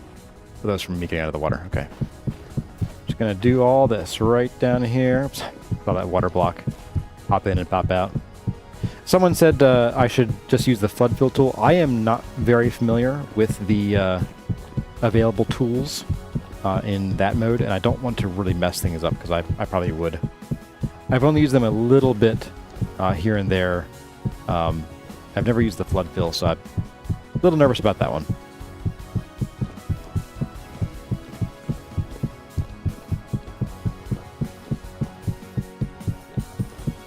Just fill this in. That's actually melting pretty quickly. Cool.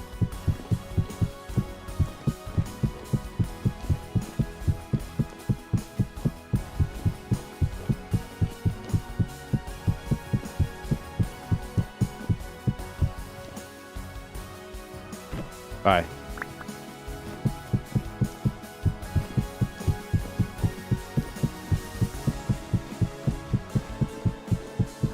And getting toward the end here, I think. No, we're not. Halfway done.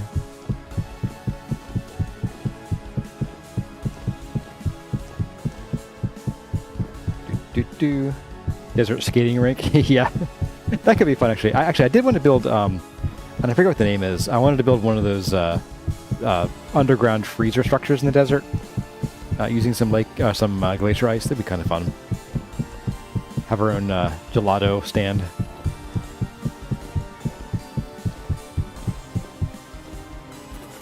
Ooh, slippy, slippy.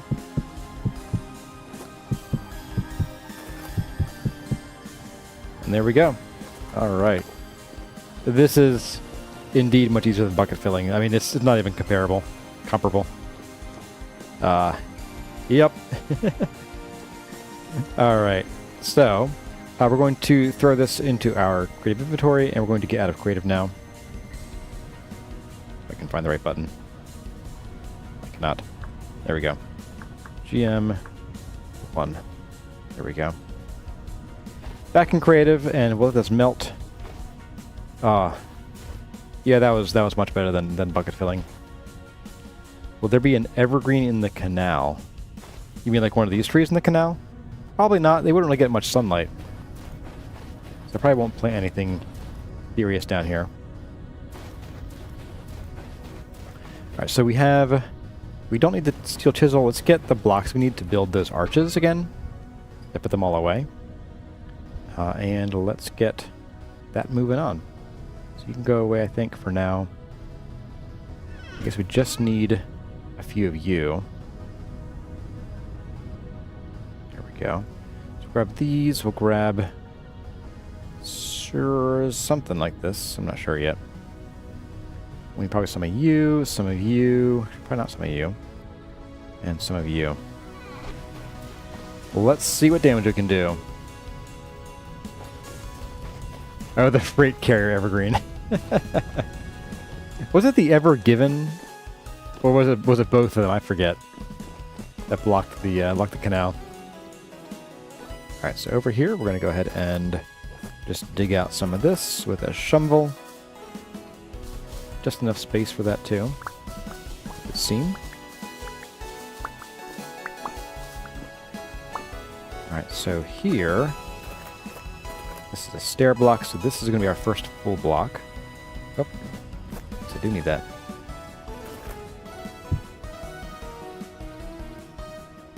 And then over here, we have this going on. Very slippery.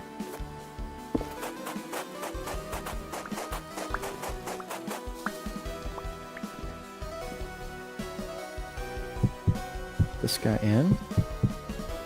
Okay, so you're going to be solid there as well. And that one as well, okay. So we're looking at basically that. Yes, okay. Let's get in here. We're going to have to knock down some... Oh, annoying. Some of these guys are going to have to go again. It's annoying, but oh well. Oh. We do have room, good. No...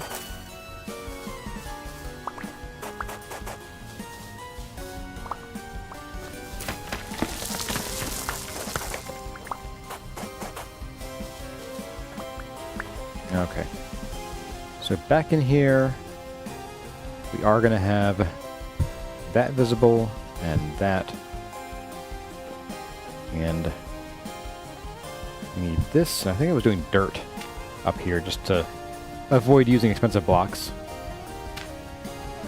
Okay, right here as well, invisible. Then just slap these guys right here and there. Should be good. Yeah. And now we need to get out of here. So we can go and fix that the garden here. Go.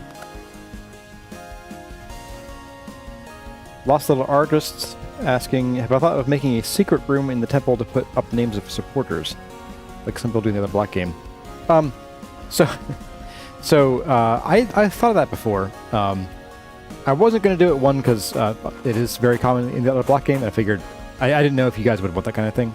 But also, probably, if I did that kind of thing, it might need to be in a book, because signs in Vintage Story are actually very CPU intensive. They'll actually drag down, or sorry, GPU intensive.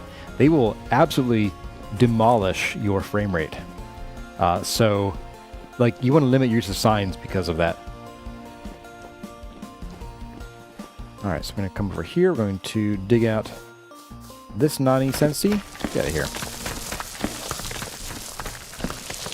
Oh no, don't do that.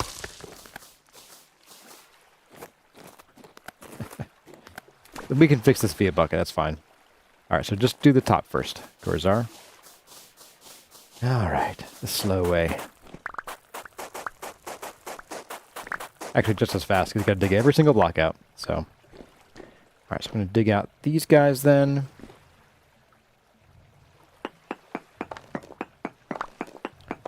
Do I know why that is? Oh, with the signs, and yes, plaques are as intensive.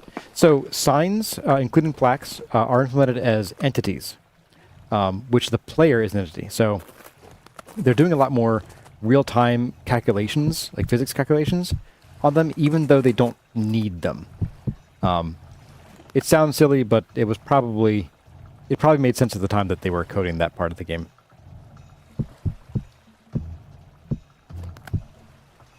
And I'm not sure, it probably has to do with, like, being able to put text on them and stuff. There we go.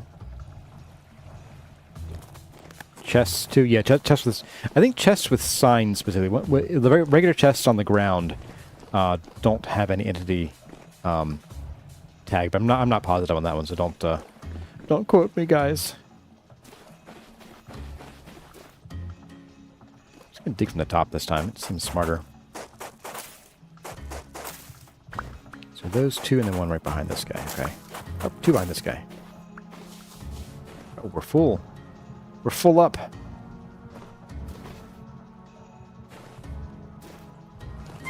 Ow. Ugh. Like reversing your car and then slamming it in the first gear.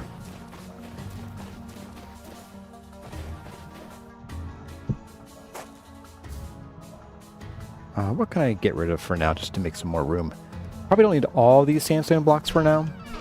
Put a couple of these away. I think they were in here. There we go. Hey, the mystery lady is here. Welcome, mystery lady. Oh, and we have Pycarivus. Welcome, Pycarivus. And Patrick Acock made it. Welcome. Welcome to all of you. We haven't skipped anybody else here. It's been a while since I glanced at chat. I think we're good. Yeah, so far.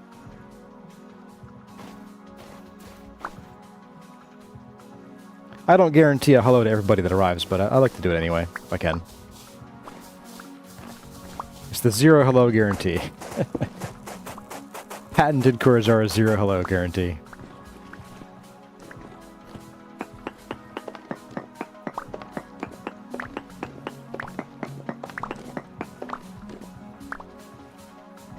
Alright, so we have... Oh, we got a lot of space here. Okay. Might need some more dirt. So dirt's going to go all across here. It's very dirty. Okay, and then you get the stair block.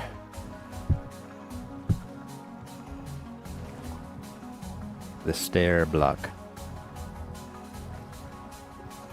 Anyway, enough on that one. Let's get these in here. And then a bit of this. Round things off. Literally, round things off. And there we go, looking good. Let's get up here. We'll fix the garden again.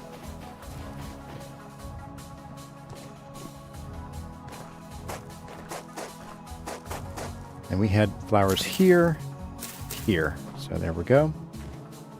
We got 2 more to do, and they'll be done for this for now. And then I think it might be time to work on that up there. Yes, there we go. So I want to get some kind of flooring in here and figure out what we're doing. And then I think it might be time to run back to base and do some...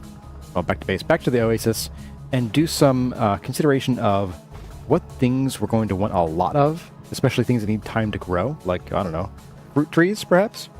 And maybe bring a bunch over here and just plant them all in a big row. Try to grow them not for fruit so much, but for being able to cut the branches off to make more trees, more cuttings. Let's get our bucket and fix that real quick. Boop.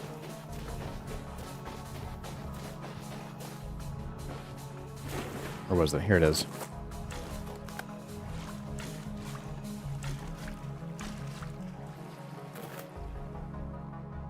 Done. Okay. I think before we go here, I do want to do an experiment with how water propagates, because I'm really not, like, I will poop on it all day, but I'm not actually that up on exactly how it works. So I think some experimentations are worth it, just so we get a feel for what we can and can't do with water propagation. Because it does work differently from the other block game, when it works at all.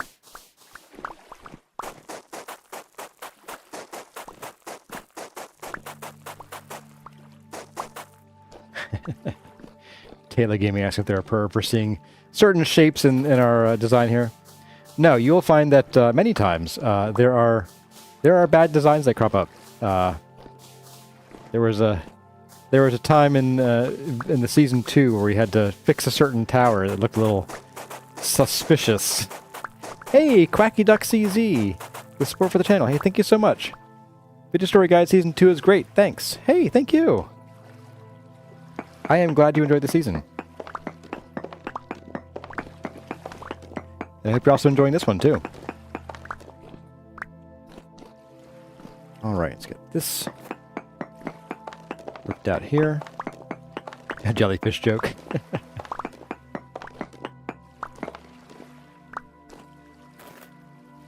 Yep, we're actually out of the ashlar, I believe. Yes, let's grab some more.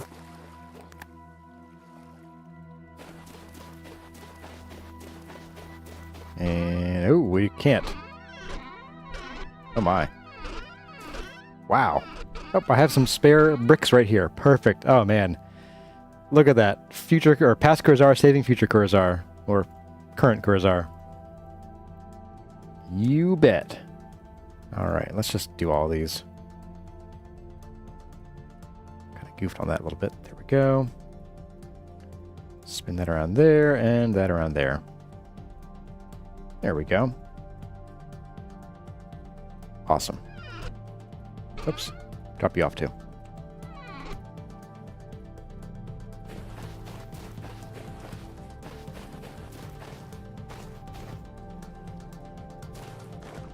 Let's see. So, here we go. And the Mr. Later is asking, what did you miss? Mostly planning. We planned out the shape of this temple here. Got the big old flowers, for anybody who didn't see them. With just 2, it looked like bunny ears. But so we have our petals sticking out here. That'll be kind of fun. Be very fun, I hope. I'm liking the design already, so I'm glad we... I'm like, what's wrong here? Why are there already bricks here? I put them there, that's why. But yeah, so we're moving along pretty well on the design there. I'm very happy with it so far. And then let's see, we've mostly been working on these walls since then. We got all this chiseled in, and we're working on the canal. Let's see, let's put the bucket down for the time being. Go there. And I had a momentary thought, and it is gone now. Oh well, I'll think of it later. Let's grab all of this. So we have 1 on this end, and 2 offset in the... No, 2 in the center here. Okay. Cool. Oh, I know what my thought was. More dirt. Let's grab more dirt. we're down to 9 here. So let's go ahead and fix that. There we are.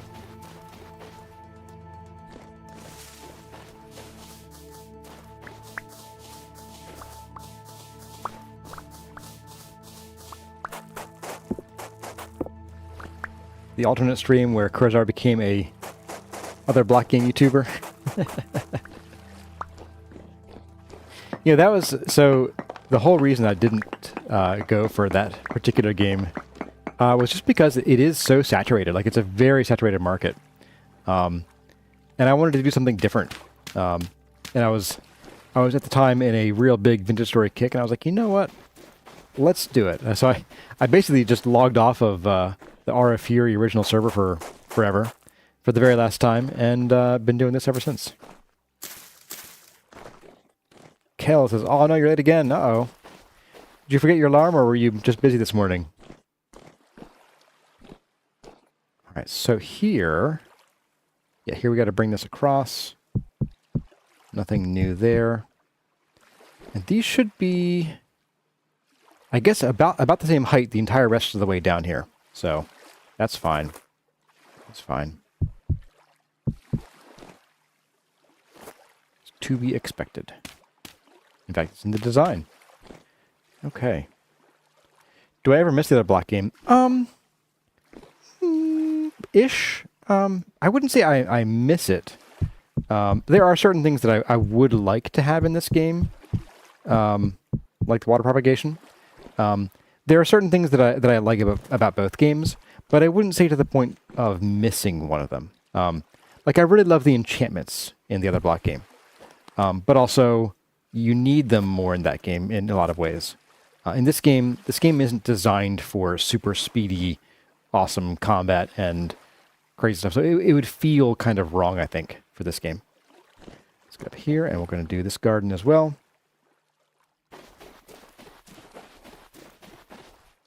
I guess the one thing that I do kind of miss, in a way, is that projects of this size are less crazy in the other block game.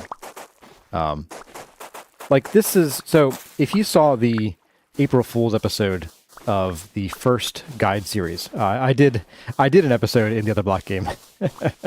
On purpose. Pretending the entire time that we were still in Vintage Story. Like, that desert temple in that particular episode, and the swamp build, the desert city, like, those were all... They were big projects, but each one was probably about as big as this one. And I did multiples of those. So you're looking at like 3 to 5 times the, this project scope, this build scope. So I kind of like the ability to build those crazy things in that game. But also, like, I kind of like the constraints in this. I really enjoy constraints in games. I'm a weirdo, I know. That's one reason why I really enjoy, say, D&D 3.5, is there's a lot of constraints. There's a lot of you have to be not necessarily this tall to do certain things, but like certain classes require you to be a certain way in order to get into them. Feats require them too. And so I like being able to look at the systems and go, okay, I appreciate these rules. How can I bend them to do the things I want them to do?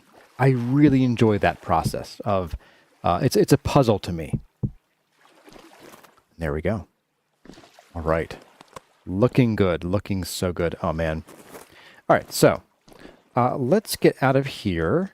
I think the next thing I wanted to do was, I did say I wanted to build a bunch of little staircases down here. So we're going to dig some of the sand out, which means we need to dump our inventory. And we're going to do chiseled stairs because they look better. Oh, actually, oops, wrong button. Will we do chiseled stairs? Because so, again, considerations of every chisel block you add impacts performance. So I'm thinking maybe we don't do chiseled stairs. At least maybe only on the edges. So, yeah. I think we'll do that. We'll just chisel the corner stairs in. The rest of them will be regular stairs. All right, and we have channel support from the Sushi Dragon. Just wanted to say thank you for the content you make. It always cheers you up. Hey, awesome. Thank you so much. Bend the rules sounds like something a chaotic player or necromancer would say. So it's not so much bending the rules, more like bending the system to make things that are interesting to me. Mostly I use that in context of building characters that are more versatile, really. Actually, my biggest thing is I love versatility. So being able to do a lot more things than a character normally would be able to do, or a build could normally do, is very interesting to me. Like I have a bard who is a scary, this is a 3.5 bard, a scary assassination bard with power attack. You would just not see that kind of build normally. But yeah, with a certain number of spells and feats and things, you can make it work to the point where, you know, her whole thing is she's an assassin, and works very well at being an assassin. All right, we need another one of these stacked up here. I think I had some more. Ah, there you are. Okay, we're gonna put this up here as a backstop, and boop.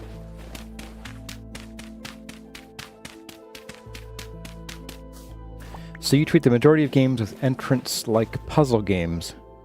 Kind of. Could a good bard be a character assassin? I think they mostly are, by and large. All right. Let's get you down here again. We have not been needing to eat for a suspiciously long time. Okay, let's get this going on.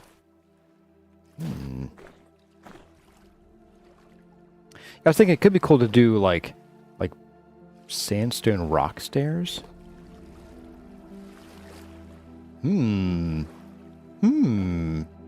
Maybe. Okay, hear me out. I know I was sort of poo-pooing the idea of more chiseling, but what if the edges are brick? Like the edges are brick stairs, or sorry, ashlar. And then we chisel sandstone, like raw sandstone stairs down the middle.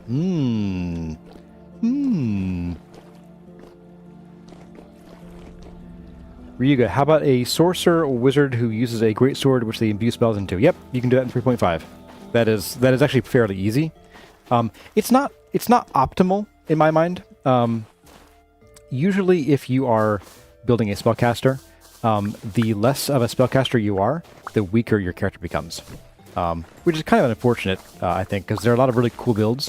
But if you're not needing to be a spellcaster, like if there are other wizards in the group, then yeah, man, do it to your heart's content. That can be a wickedly strong, damaging build for DPS.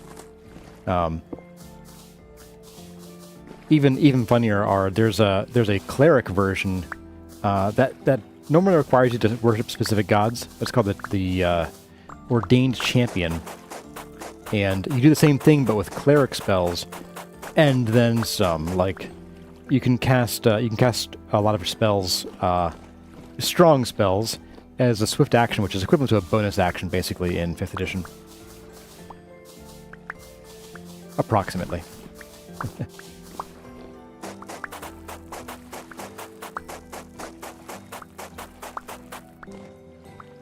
There we go.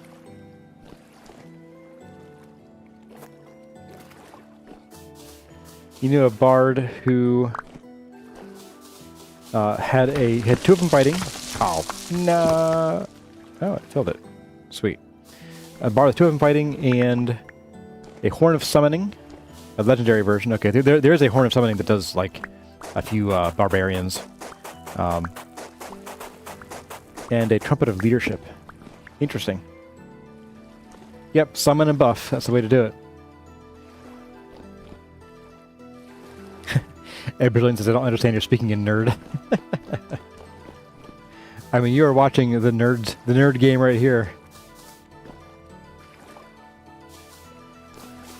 An ordained champion sounds like a paladin, both cleric multiclassing. That's exactly it. It's basically it's actually better than a paladin, to be frank. Of course, in 3.5, paladins are terrible. They are I think they're considered a tier 4 or 5 class, which the higher the number, it's a game of golf. The higher the number, the worse the tier. Yeah, paladins are not strong 3.5, and so the ordained champion is really the way to go.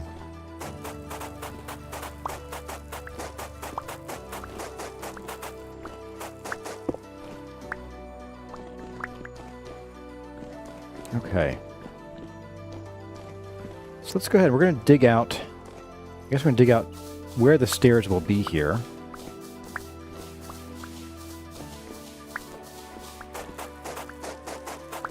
So this,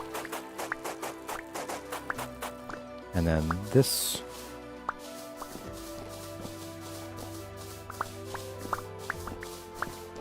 there we go, and then you,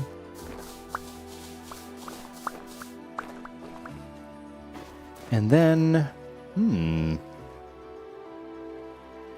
we could be naughty, and we could do some more andesite under here, with stairs. A thought. Let's get the stairs in first, and then we'll think about how you go about getting crazy with the details here. The last little artist wanted to be an Eldritch Goose Rogue Sorcerer. The game fell through. How do you play an Eldritch Goose? There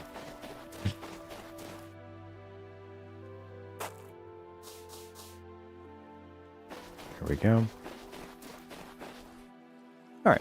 Yeah, let's do some stair experimentation. Some experimentation. Oh, you guys walked into that one somehow.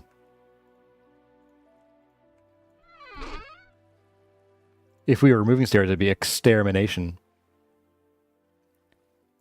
Foo foo foo foo foo. Oh, here we go. Some more. You honking Eldritch. Someone's playing too much Untitled Goose Game. The Entitled Goose, he's just a brat. A total brat. Okay, so what I'm thinking here is, let's do stairs like this. Really? Whatever. And then we'll do some bricks lining it. Like that.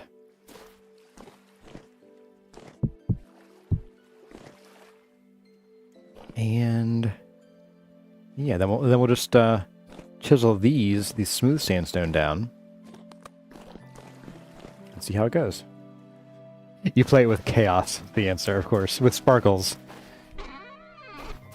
I see you're one of the chaos goblins of D&D. Is Undine confirmed?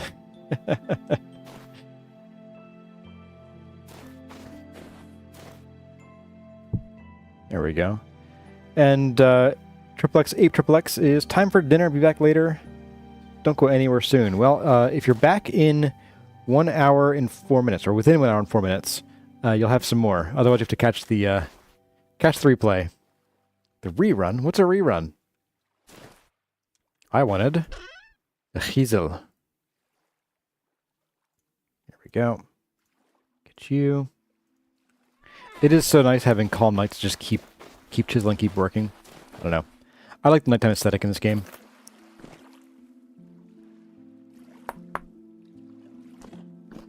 Do. And this kind of work I don't think is really worth using the pantograph for. Also, it's fixing lighting issues. Interesting. Look at that. He was creating them, I don't know. And then this bottom block will get converted into ashlar as well.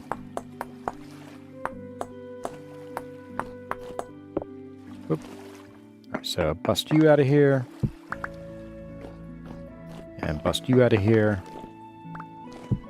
There we go. So I think these sidewall bits are so small. But I do want to put... I guess we'll just do some of this. I don't think I want to sink it into the wall. Well, we'll see. Let's take a look here. Do we sink it in at all? We have the option to. That does require us to put blocks here, here, and here, though. That's okay. I can live with that. So we do a block here, here, and here. We do that, and then we do this. And we just bust these in.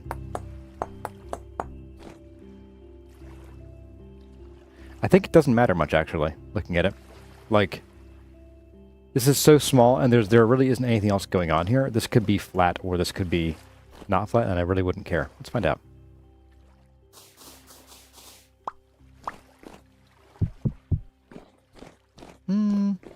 Okay, this does look a little bit better, so let's do it. Out you come. Or in you go.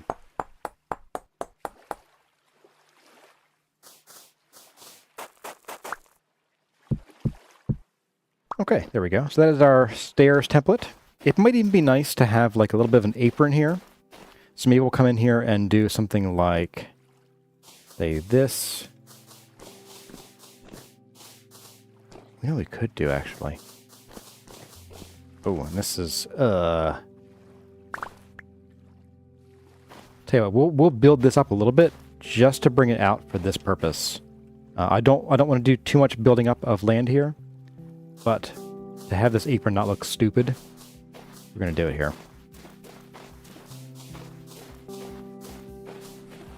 There we go. Which I meant to do that there, and then like this. You know what else we could do? Just a thought. I want to try something with limestone here real quick. My friend has a character that uses H. I assume you didn't quite finish that comment, but it is very funny. They must be from Sesame Street. Letter of the day.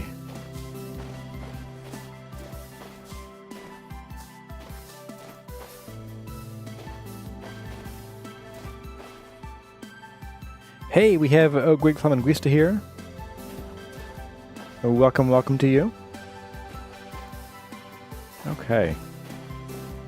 Riga thought of a magic caster who uses a bow or crossbow or sling with the spells imbued in the ammo. So they shoot spells at the enemies. So that's just one thing that 3.5, and I think even 5e doesn't do really well. This is D&D talk, of course. There is an Arcane Archer class. And I think in 5th edition it's a subclass or something like that, or archetype, I forget. I don't think they're very good. They don't do what they say they do. At least in 3.5, the Arcane Archer can, once per day, imbue an area spell in their arrow. Now, I think part of that is that they don't want to basically give everybody a free reach spell, a super long-range reach spell. So I think that's probably why they didn't go that route, but I think it would be a cool idea. But probably cheesy. You could just like launch like, you know, Finger of Death at people all day long. Let's grab that limestone I keep battling about. Do I have any here? I do not. You'll have to run back to base, which is probably fine. It's been a little while since we've been to base. Is there anything that wants to go back with us? Probably the gold. And some of this stuff. The sticks will stay. We'll bring this back with us. We don't need this here. Alright, let's grab some limestone. Let's just bring these in our inventory. You come with me. You come with me. We will leave the blocks that we're using here temporarily. Oops, you don't go in here. You go in here. You go in here.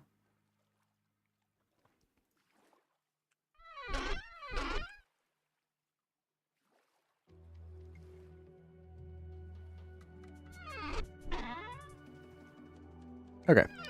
Running back to the Oasis, and we're going to go grab some stuff.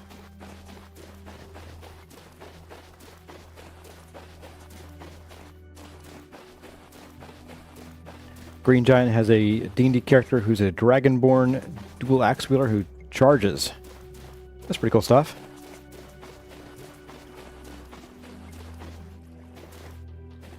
Boing boing. There we go. Oh my goodness, what? What is going on? Ooh, we have the cacti. We need these. These are a limited resource, so we should get them whenever we can.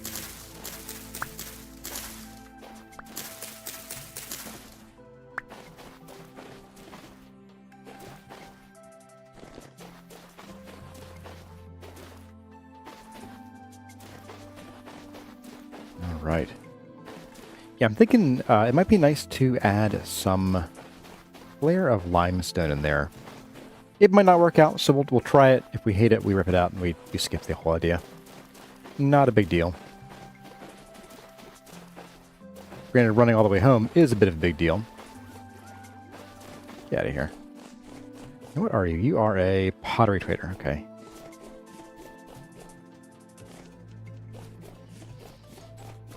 Great. So Green Giant's Charger character is the charges everything. Doesn't know left from right, but charges everything. I know that type. There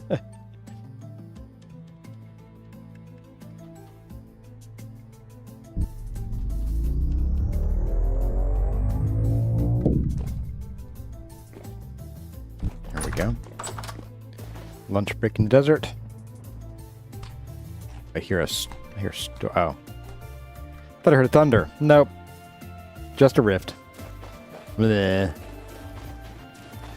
Hey, the crazy watermelon made it. Welcome. Good to see you. Do I have a favorite trader type or just one that's most useful?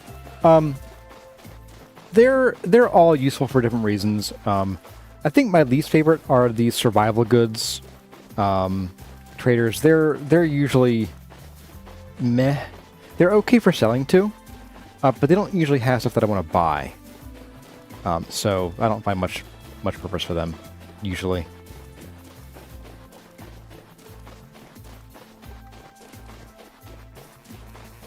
The pottery traders, which were added from, I want to say they're part of the medieval expansion mod, but I'm not positive. They're less interesting to me. I also don't like what some of the mods do to the trading options. I didn't want to bring these here with me. Oh well. They add some things from the mods that sort of replace stuff from the vanilla game and can make those things harder to find. Do I have any tricks for finding luxury traders? Keep looking. Unfortunately, there is no trick to finding a particular trader type.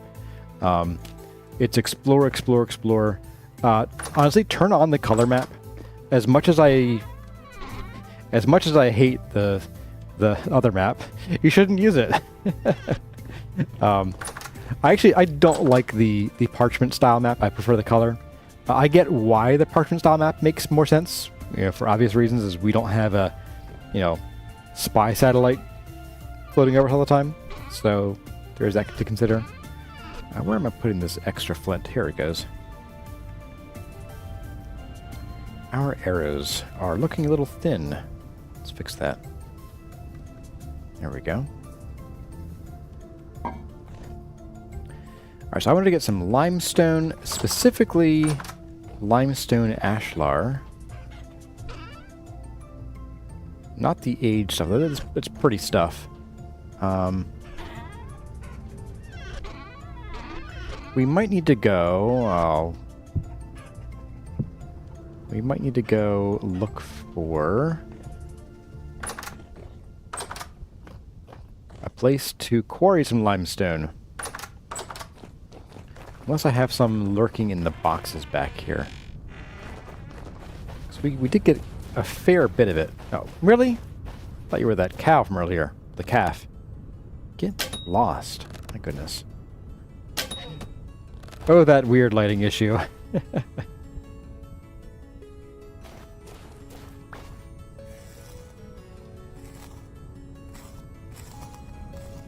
Take you, leave the rest. I don't need anything else. No more leather, please. I'm good on leather for quite a while. Oh, my. Oh. We are, like, out of limestone. My goodness. Okay. Well, I guess we don't have much of a choice then. We need to go and quarry a bit of that out.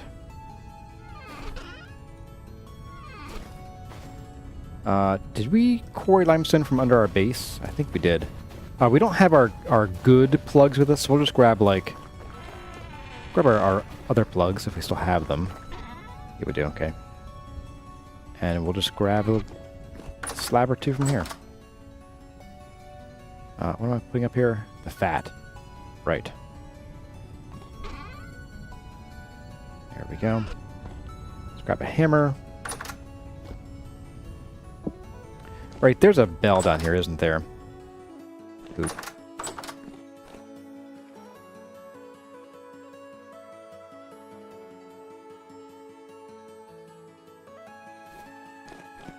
Maybe we didn't quarry here. Yeah, wait, no. What's in here? Nothing. Is that bell still here? Oh, there was one a while ago. Okay. So we're not quarry... There it is. I think I found it.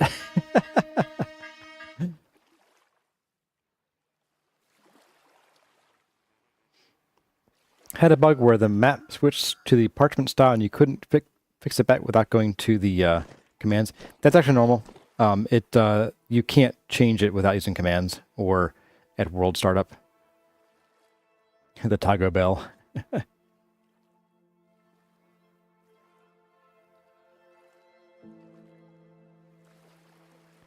Yeah, so actually, talking about traders in there, I missed part of that conversation, but on the map, now this is, bear in mind, we're using a mod that changes how traders spawn here, so this is not as true for us, I don't think. It might be, though. So you can actually predict where traders will spawn. So see we have like one here, and one here, and one here. They're all about the same distance from each other. So you can predict about where one's going to spawn. There's probably one somewhere over here. Oh, look at that. What is that mess? It's a ruin that didn't finish spawning in, I guess. But there should be one somewhere in this area, although if there's water in the area, it might not cause a trader to spawn. It might overwrite the trader. But so you can sort of usually sort of draw triangles, but sometimes you get these sort of like fives where there's nothing in the middle because it's too close to at least one trader. But you can find it that way pretty easily. Like in theory, there should be one. There probably won't be one here that's too close to this guy. So probably down off the map here is a safe bet for a trader. Same with one probably up here. There isn't one over... Oh, here's one right here. So there's one right here. So given that there's one here... Yeah, the one over about here is probably a safe bet, for instance. I do agree, Ingoxrun. It would be cool like if you start out with the basic map and then you upgrade it with ink. That would be really cool. Or pigments. Alright, so I think our limestone quarry is actually over where our sandstone quarry is. Right, I already have the hammer. Okay. Let's grab some more food while we're here. I said, freehand. There we go. More food. Okay.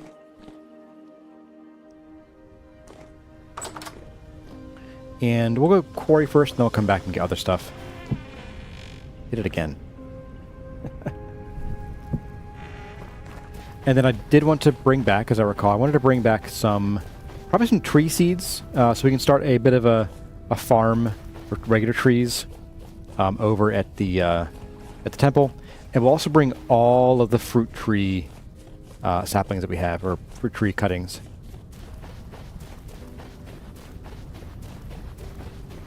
And as much as it pains me to say it, we might have to let that breadfruit tree grow and then like cut off all its branches and let it regrow a few times so we can actually start growing more breadfruit trees, because the one that we have is the only one we have so far. Where am I going here? The wrong direction. That's where I'm going. Ugh. Oh, it's high reflectivity. Don't jump in the water. Oh, that was close. You just happen to notice that bells sound like old fire trucks, like the really old ones? Yeah, they're a combination of a klaxon and a bell. That's all, I think it's on purpose. I mean, it's a game, so probably on purpose. Because given that the the technology of the time when things went haywire back in the day in game was kind of steampunky already. I think that klaxons would be like, you know, the go-to for a really loud, audible alarm.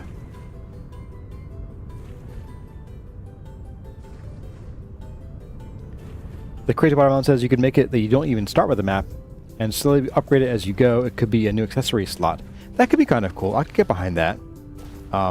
It makes the new game, like the early game, even more challenging, which might be a turn-off for some players. And I would say definitely have an option to just leave it on in the config for new worlds. Maybe even have it as more of a optional thing. Alright, what do we got down here? Oh, we're good down here. We're pretty good. Alright, I'll take it. Let's go ahead and... yeah, we'll go... Ugh. Don't like this too much, but we'll go this way. 1, 2, 3, and 4... No.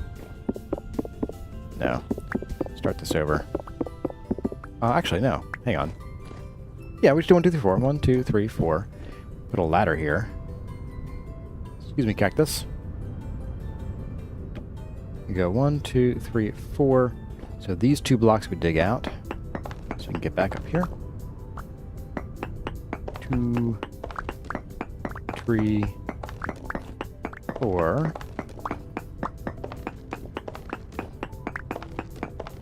Oh, there's coal here. Oh my goodness. Okay. All right. Maybe this is the rest of the because there was a coal vein like right here that we mined out. It could be the remnants of it, or it could be a new one actually. I don't know.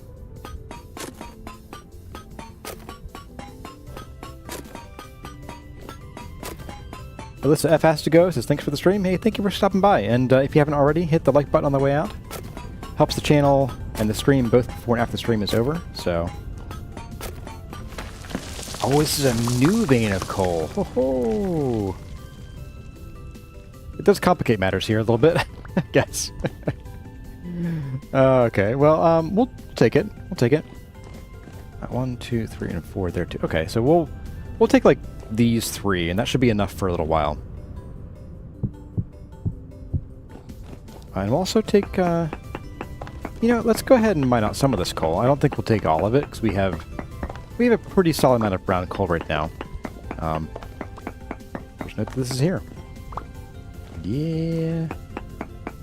Not too shabby. Hope this doesn't mess up the quarry mod too much. Find out. Let's get messy.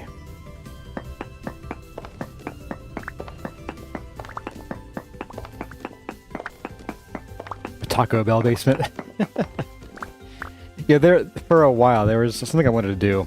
It would be really stupid hard to do, but I wanted to do a like a petting zoo, and then a no petting zoo, and like trap certain creatures in places so you could like, you know, go hang out with the bears or pet the wolf kind of thing. And I wanted to get as many like mobs, like big bad mobs in there too, but the bell would be a bit of an issue because they would spawn creatures anywhere nearby. So, yes, fresh vein of coal, not too bad. Let's go over here too. 1, 2, 3, and 4. We'll go up to here.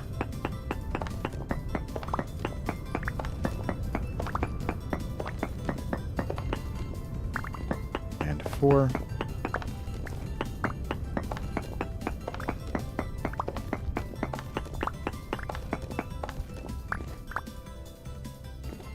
Is there a feature from the other block game that you would like to get added into Individual Story? Like in my dreams, in my dream reality, but in this reality? I actually get asked that question a lot. I don't know. I try not to like wishfully think about my games too much unless there's like a real problem with them.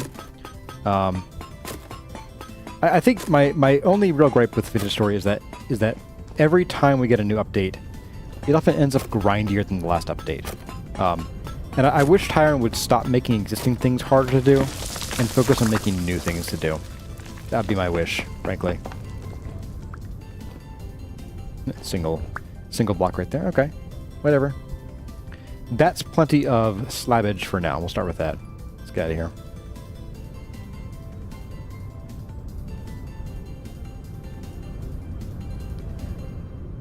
There's also no way to keep monsters from despawning.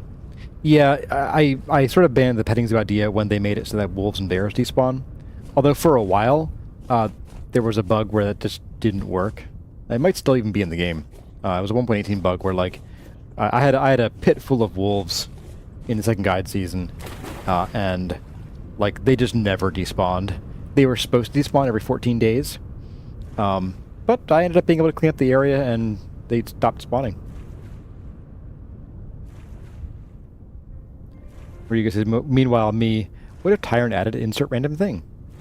I mean, new features are cool. What I don't like is, like, the grindification of existing things. Like, I'm kind of not a fan of this new fire clay thing, where fire clay is hard to get, and you have to make it by cooking flint. Like, come on, man, I'm already spending all my time and all my charcoal smithing and making more charcoal, and I guess already firing clay, making steel, running bloomeries. Like, my coal is already at a serious premium. I don't really want to spend more time chopping down trees for charcoal or mining regular coal. So why make that change? It's a little baffling to me.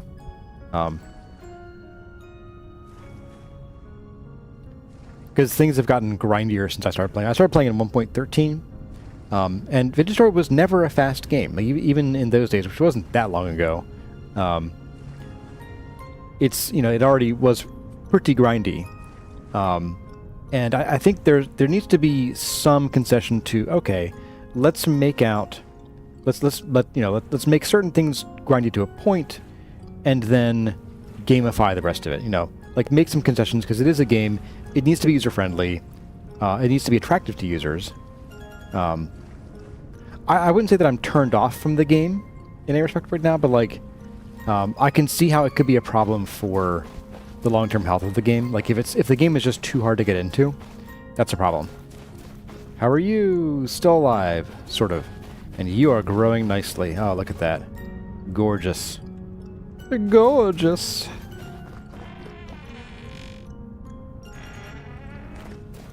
You think he's trying to make the Copper and Bronze Age last longer and make the jump to Iron harder?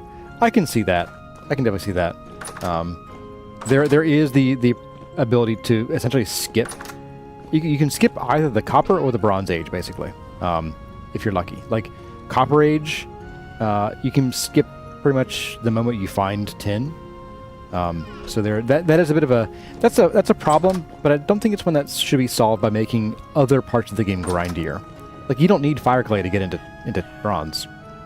So, but you need fire clay to make things like there's a sandstone bin here. There it is. So fire clay is needed for getting to glass, which is a Bronze Age thing. Granted, you probably don't need a ton of glass, but getting into that glass and making it harder, not my favorite idea. Limestone away too. Don't need these small stones here yet. Destined for mortar. Okay, let's put away the coal. Brown coal. There we go. Hi there, Stephen Cook. Says, have a good day. Hey, have a good day yourself. Are you coming or are you going? Alright, I'm going to grab tree seeds. Let's see. Cuttings, lots of cuttings. Oh, and I did a dumb thing, and I left all of my backpacks are at home, or my other bags. Mango. Oh, we have mango trees. Yes. Perfect. All my CarryOn options are not here right now. We could also use this. These are cool decorations. I should think about those more. The brown sedge I'm not as big of a fan of. I think it's a little... The green's a bit funky. So if they tweak the green later, I could definitely see myself using some. Let's grab... Do we need oak for anything? I don't think I do. So I think we're just going to do... Grab the kapok seeds. The acacia seeds. Ooh, we're getting full. And I guess I'll bring the ebony seeds too. Comma 2. Alright. Stephen Cook says, just stopping by. The grandchildren are coming soon. Alright, well, awesome. Good to see you here. And I echo lots of the artists' sentiment of have fun with them. And then eat them. As any good grandparent should do. That's right. I'm a grade A star parent right here.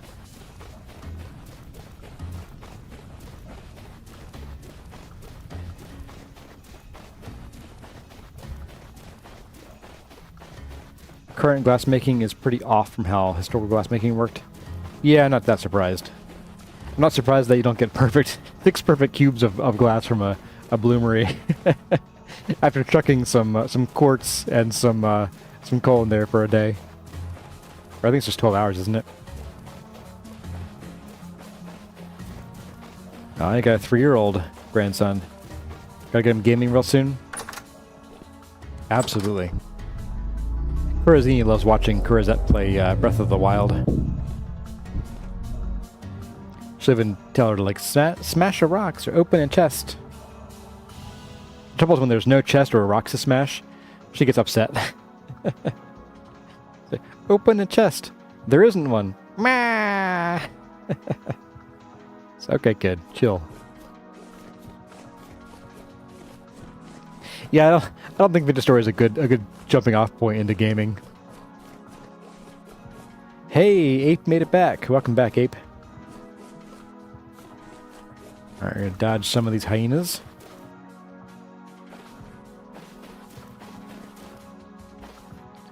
Patrick Acock started gaming it too. The 3-year-old loves playing with the mouse, but hasn't figured it out yet. Yeah, Kurazini is about the same way. She knows what a controller is. And so far, Kurazette is able to sort of placate her sometimes by giving her a turned-off controller to fiddle around with while she plays.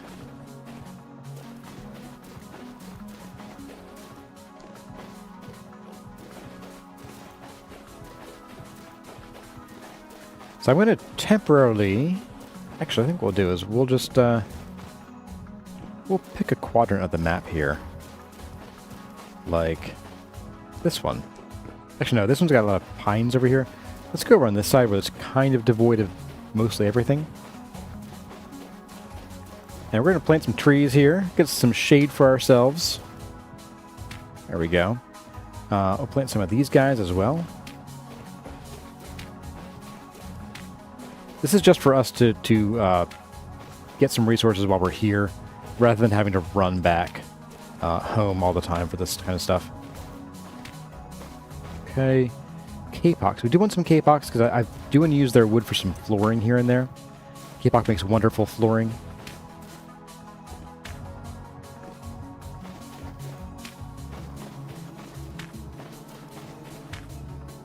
Okay, we'll probably put another couple of acacia in here just to fill up some space. There we go.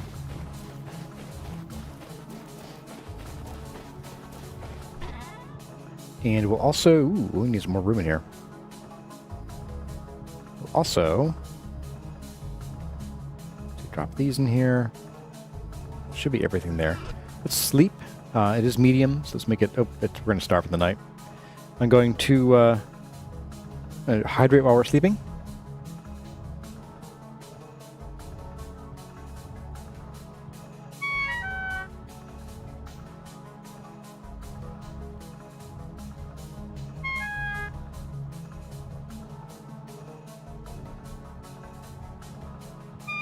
Oop, okay. Made it back.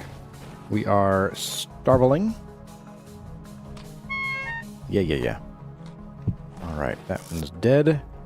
In you go. Let's drop these guys down on the ground. And we'll pop them over here, I guess. Boop. There we go. I thought I heard some drifters. I'm also seeing, I think we're having the issue where the wind speed is desynced again. Remember how a couple of sessions ago we were trying to do some Oh, there we go. We're getting some near gale here. We were doing some smithing on the Hellhammer, and we show up and it's like, it says it's hurricane wind, but it was completely calm. We had to reload to fix that. Let's get this out of here too. We'll want to go and find these. These are, again, just like the cactus. They are not a renewable resource, so we'll want to grab them and get them planted in here somewhere if I want to do that. They're a neat option. So I think we will come over here on this side to plant the fruit trees. These don't take up as much space and will interfere with the landscape so much. So we'll just come over here and we'll just do a row of fruit trees. You don't need to be very fancy. Actually, we'll do basically a grid of fruit trees. So we're going to do one there. They can grow up to 2 apart, so we're going to do them 4 blocks in between. Like that. 2, 3, 4, 5. 1, 2, 3, 4, 5. And they'll come over here and plant the next row. So 1, 2, 3, 4, 5. 5. Bumped into a block there. You. All right, 1, 2, 3, 4, 5. Just line these up here.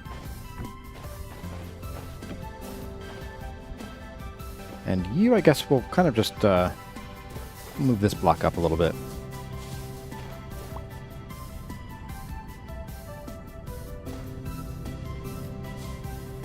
There we go. 1, 2. Oh, there's a stone here.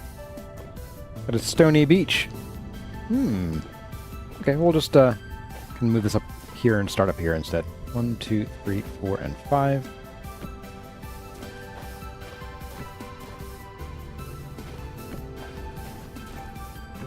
1, 2, 3, 4, 5. 2, 3, 4, and 5. Go.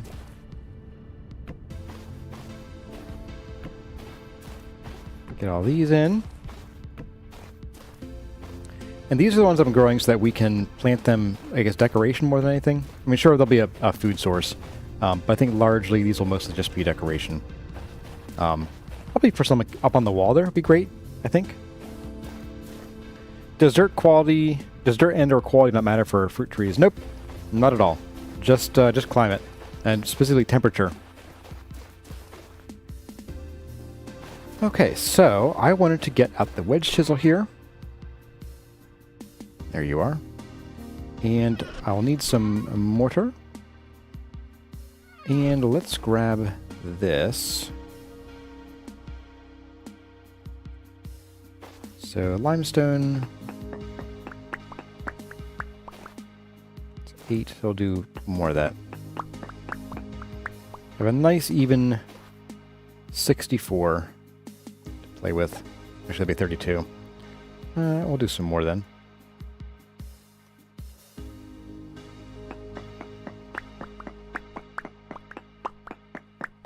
So you're wasting your high quality soil. I mean, you can get it back. I assume you're not tilling the soil. So you're not wasting it, you're just misplacing it temporarily. Look at it that way. Look at me and my corporate speak. Let's see if we can do anything interesting with this limestone. Nope, can't get up there. Go around. So what I was thinking was we could do something like either like this and fill that in with that, or hear me out, we could do this.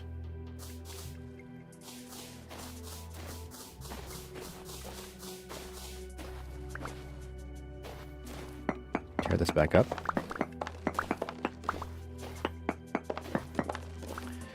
We could actually line this with limestone.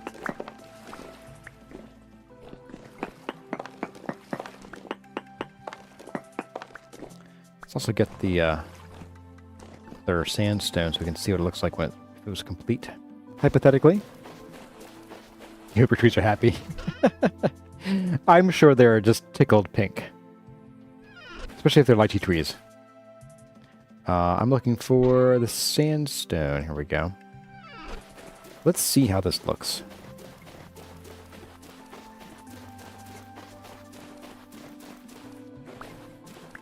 Okay, so we're going to dig this out here like so. And so we could do, oops.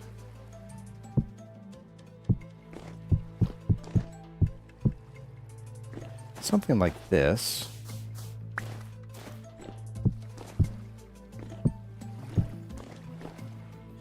Oop, missed one. And fill this in with the sandstone. Just to give a bit of an apron, so you're not like coming up the stairs and then walking right onto the sand. Let's see. That's not bad. I think it, because it's a mirror of this, I think it would look better just to keep using the sandstone right here. Yeah, I actually don't like the white. It's interesting. I would have thought I would have liked this, but I don't like it. Do you think Tyron will add statuses to Venusaur like well-rested, poison, and energized, bleeding, broken limbs, food poisoning? I wouldn't put it past him. Not sure how you do food poisoning, like, and how you mitigate that. Like, in RimWorld, you know, you can mitigate food poisoning by, you know, having a nice clean kitchen, having a cook with a lot of experience. Maybe there'd be certain kinds of food in Venusaur that have a chance for poisoning. Or maybe even, you know, spoiled food would be how you get poisoning. I don't know.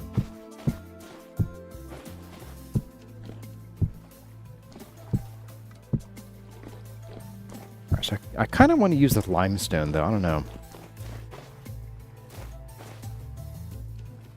Yeah, I feel like that looks better. I think I'm not a fan of the sandstone here, though. Like it's fine, but it's a little too samey. Polished sandstone. That's an option for this. We could try that. Could be fun. Good point, Oak Tree. Do I have any here? I don't think I do. I think I had a very little bit back at base. Back at the Oasis base. Alright, let's drop you here. Hate that. Let's grab the finishing chisel. Here we go. We'll just kill this chisel on this.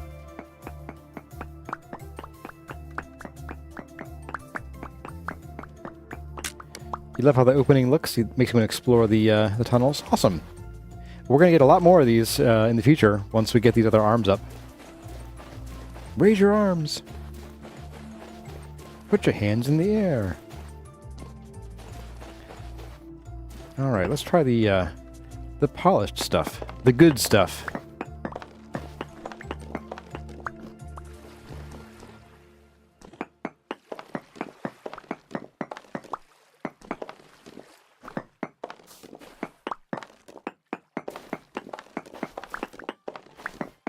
Yeah, I do think probably fitting some polish here might help with the samey color kind of going on. Ooh, I kind of like this actually. Already.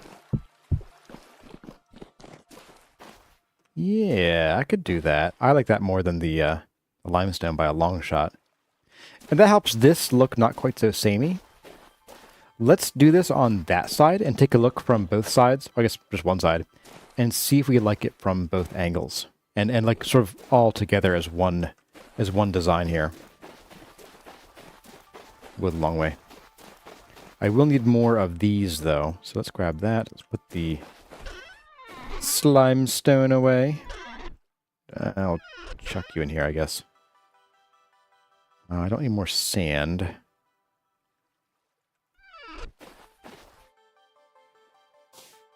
we go. Do I have anything that granite that I could add to the color palette? Like a smidge of red. Do I have anything granite? I'm not quite sure, but I follow that. Granite's one of the gray rocks in the game. For red, I would look at chert or bauxite. There we go. Phil Boswell, how much have you missed? You've missed quite a bit. We even called out for you. We were like, Phil, we need Phil. Because we were filling in stuff down here with water, actually. Well, with lake ice.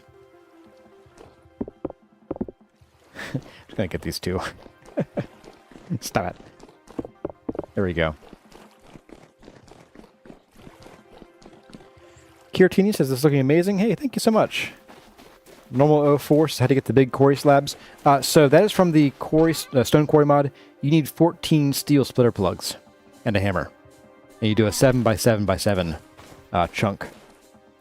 Hopefully Doug was able to help. Yeah, Doug has been very useful today. We've done a lot of Doug work. And skullduggery. Alright, let's get a few of you.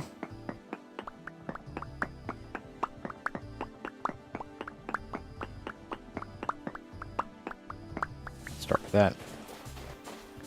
I have a sneaking suspicion that we will like this look. By we, I mean I. Alright, so let's get down here. Let's get... Oh, we need some andesite too for the interior bits there.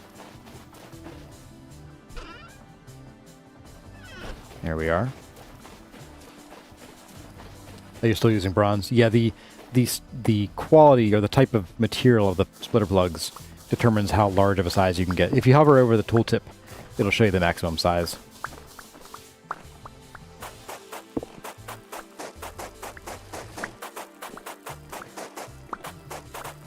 Okay, so we'll get that, and then this.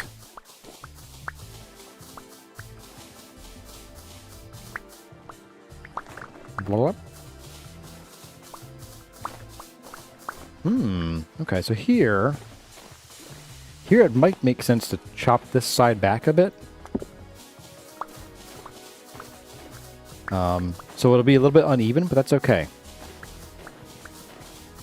It's the spice of life.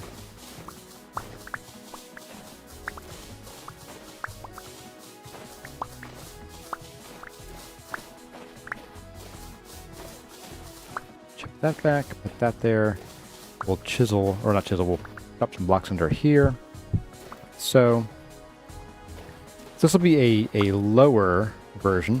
What I think I'll do, though, is see how this comes out one block beyond the wall there, like this retaining wall. Let's do that over here. So we'll have a shorter stair and a slightly wider apron, just so it looks consistent from above.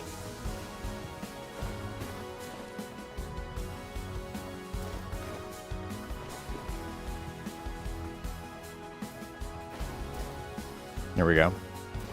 Yeah, let's do that. So we're going to drop some of these in here.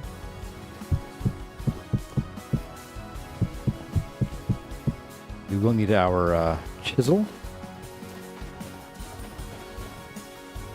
We'll keep you in our offhand. Just going to throw this flint out. Bye. Okay. So let's see. We want this chisel for sand and our gravel here. There we are.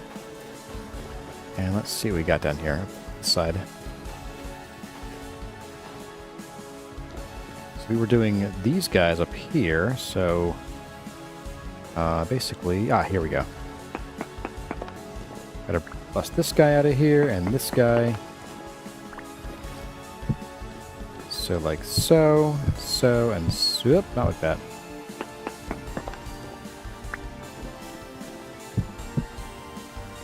Okay, so what we do here is we would bring this out by one more block.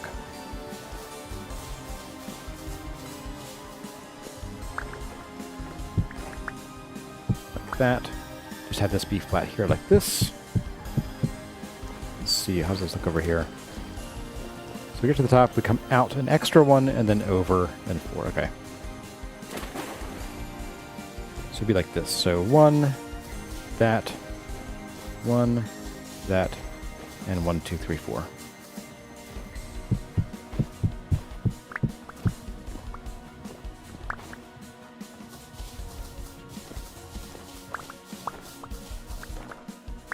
Phil, we need you. Get over here. There we go. And from the top, this should look, yep, comes out one more block. And on this side, yeah. We still need to fill this little spot in here. But I dig it.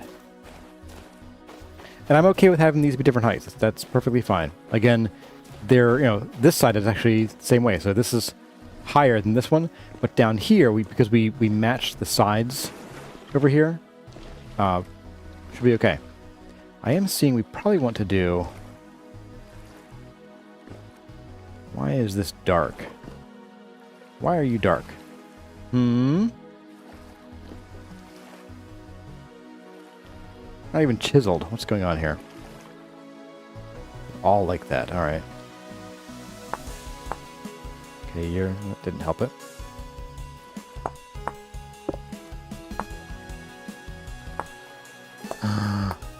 What? No.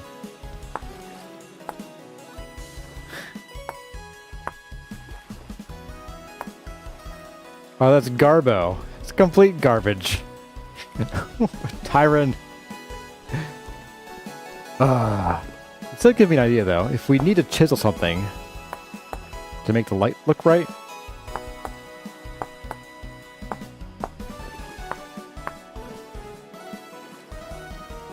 we could just do that.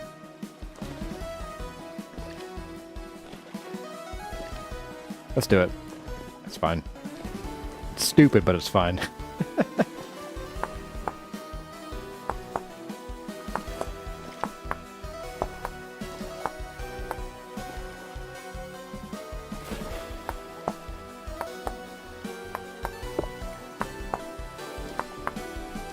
Yeah, that helps the light so much more. Okay. Alright. Oh, video games. You're so funny. It's gonna have to, we're gonna log in. It's gonna reset all the lighting. And we're gonna log in, it'll be fine. But now it'll be broken the other direction.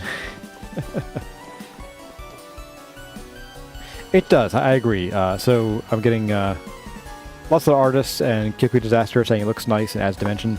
I agree, so I think this is a worthwhile change anyway.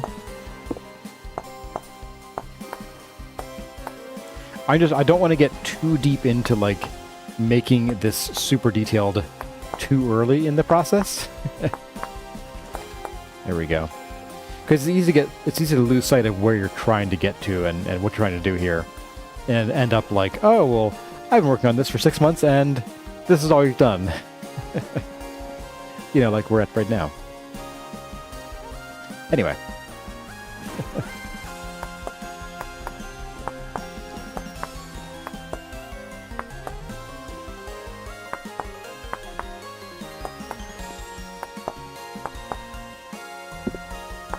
Oop, that got chiseled. Oopsie.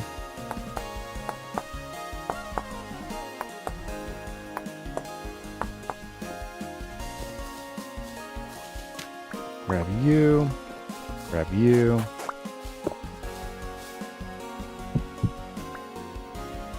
There we go.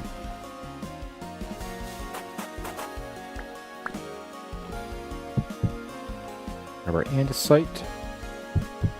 Andesity. And there we go.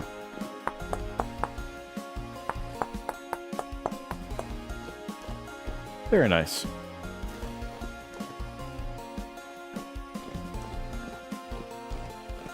Yeah, I am liking that. That's pretty cool there. And I like the effect that you get from here. So yeah. Let's do that down here. That'll need to be adjusted, I suppose. That's fine. Then we'll do it up here. I think we're not going to be getting to this today, after all. But that'll be on the chopping block for next time. So, look forward to that. I know I am. Alright, so we're going to probably chop this back a little bit too, to make our little stairs here. Our happy little stairs.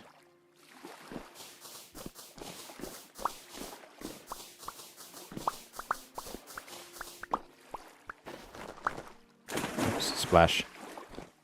So, this. And a bit like this. Yeah, we're just gonna chop this back.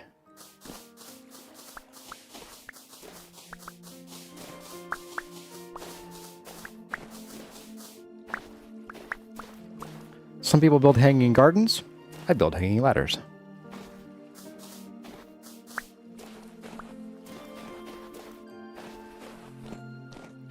Okay, not too shabby.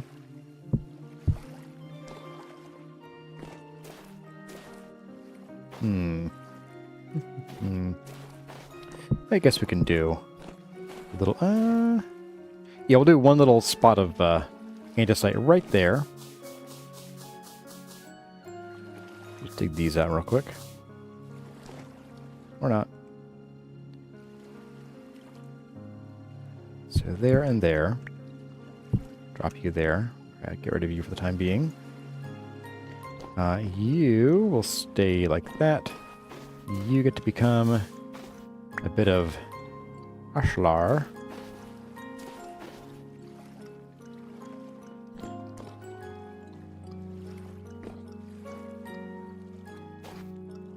So Kyoku Disaster is asking, how's your Kurzini been knowing she's going to be a big sister?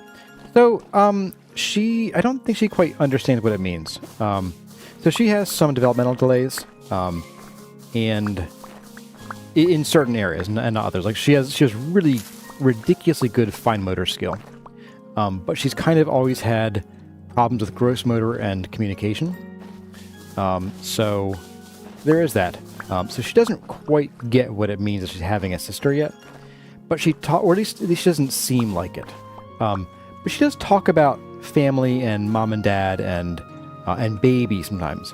I don't think she quite gets that mom's going to produce that baby in the way that one does as a mammal.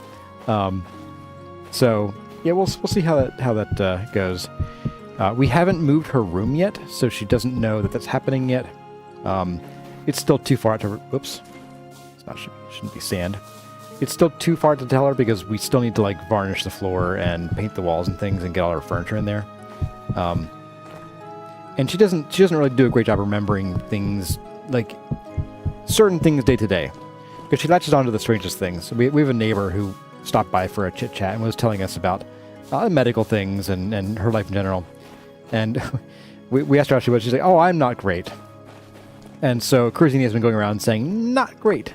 I'm not great. I'm not great," for like a week now. It is just so funny. But yeah, so we'll see how she handles the big sisterness. Oops, I meant to do not that one on the end there. This should be polished. Could she have autism? Yes, she does actually. She's kind of on the smaller end of the spectrum. She had communication delays, has, and yeah, the gross motor thing. And so we have her in various therapies. So she has like therapists to go to her preschool and help her learn in the way that she needs help learning in. It's a bit of a song and dance. It's like a lot of touch and go. Like, we don't know if this person's going to be good or not at their job, or just mesh well with her. That's been a problem of like getting the right therapists who just happen to, speak on her level in the way that she needs. It's just some handle certain situations better than others, I guess. That in there. A little of a too perfect line there. Let's kind of do it of this. There we go.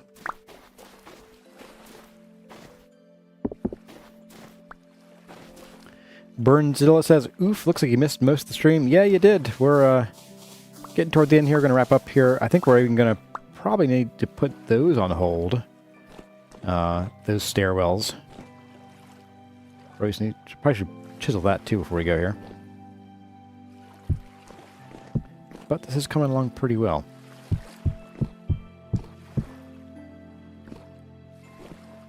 Alright, so I'm going to come out here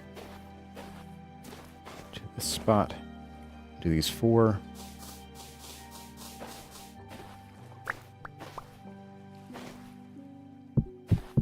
Nice peaceful evening music.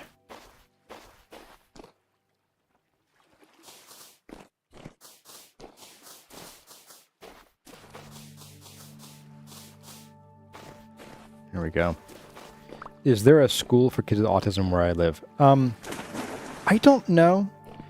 So from what we understand, she's she's on her way to catching up communicatively.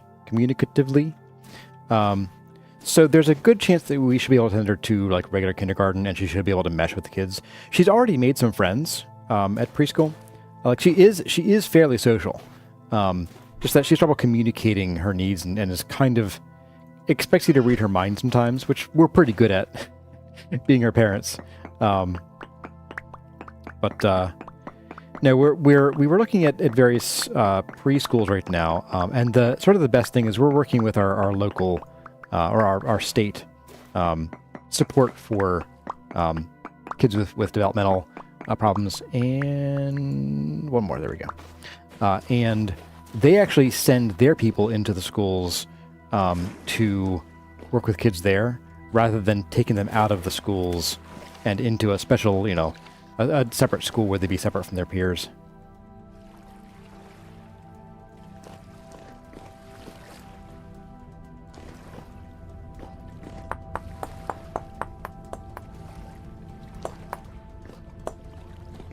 This in. And this bad boy.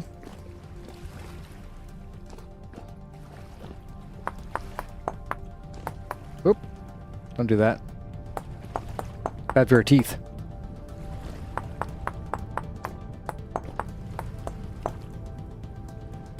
Hey, the Sarin chick made it. Thanks for the stream, by the way. You've been digging through the mountain to get access to the ocean from a boat. Ah, nice. Needs a hi to Kura's radio. I'm a radio now, am I? There we go. And we want to rest here real quick. But I think we're going to hit the end of the stream before we do much more work.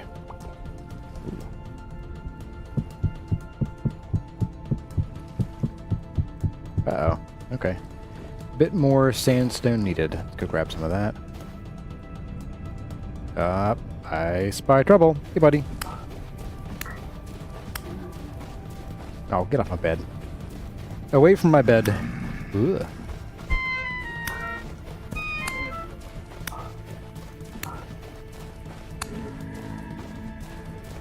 My. Oh my, oh my. Boop, sleep. Oh, he's right there. No, go away. Go away. You're guessing I'm from America? Yes, I am. I am on the eastern seaboard somewhere. Ow, ow. Ow, ow. I love this. This is just too funny. Whoa! Dog pile here. Man, look at that. Medium. Medium my eye. Starving and getting beat up while we sleep. Love it.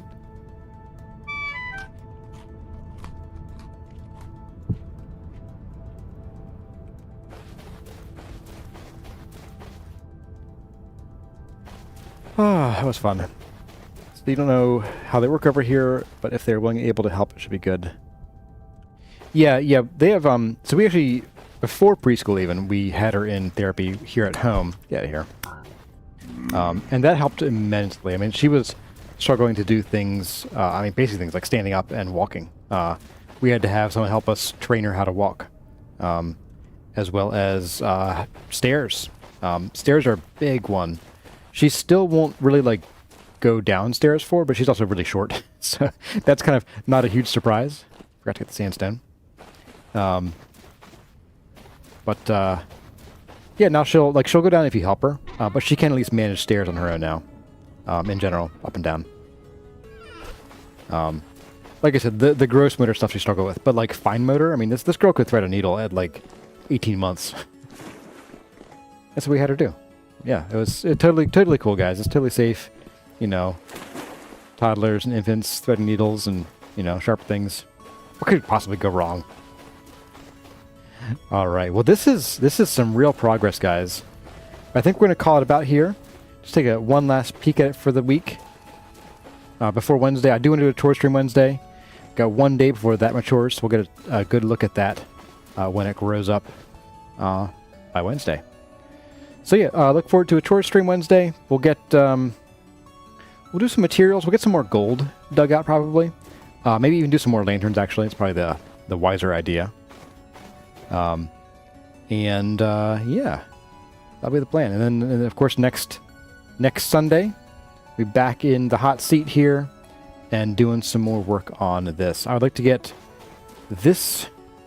My goodness. So next Sunday, our first goal will be that. I want to get that top done. Get the underside, like the roof done, so we can have that kind of cool design under there. And then we'll worry about bringing this design all the way back to here, which means we probably need more andesite, unless we have more in here already. We have 1. Okay, that might do. So yeah, that's going to be the plan. And then we'll start, once we have this back here the whole way, we'll start on like one of these big petal wings. Maybe even a bit of both these front two, because we're going to need to sort out what's going to go on here as far as the interior dock. Someone asked if I was going to make an interior dock or a K. Yes, that is the plan. We're going to have a dock beyond some doors. We'll build some big doors here, have a dock beyond them inside the building. Yeah, that's the plan. But let's get over here next to our usual goodbye spot. It's where we say our goodbyes every time. Ooh, that's real close. Ah, my breath stinks. There we go. But everyone, that's going to do it for today's stream. Hope you all enjoyed it. If you did, don't forget to leave a like on the way out and subscribe if you're not already and you want to see more, along with the occasional update on what else is going on. I do put out notices in the community tab for upcoming streams. I do also schedule them. Like I'll have this next stream scheduled by the end of like, I don't know, by 2 o'clock, 3 o'clock today. So you'll get notices from there if you're subscribed. And yeah, that's going to do it, guys, though. But for now, as always, my name is Curazar. Thank y'all for watching, and I'll see you in the next one.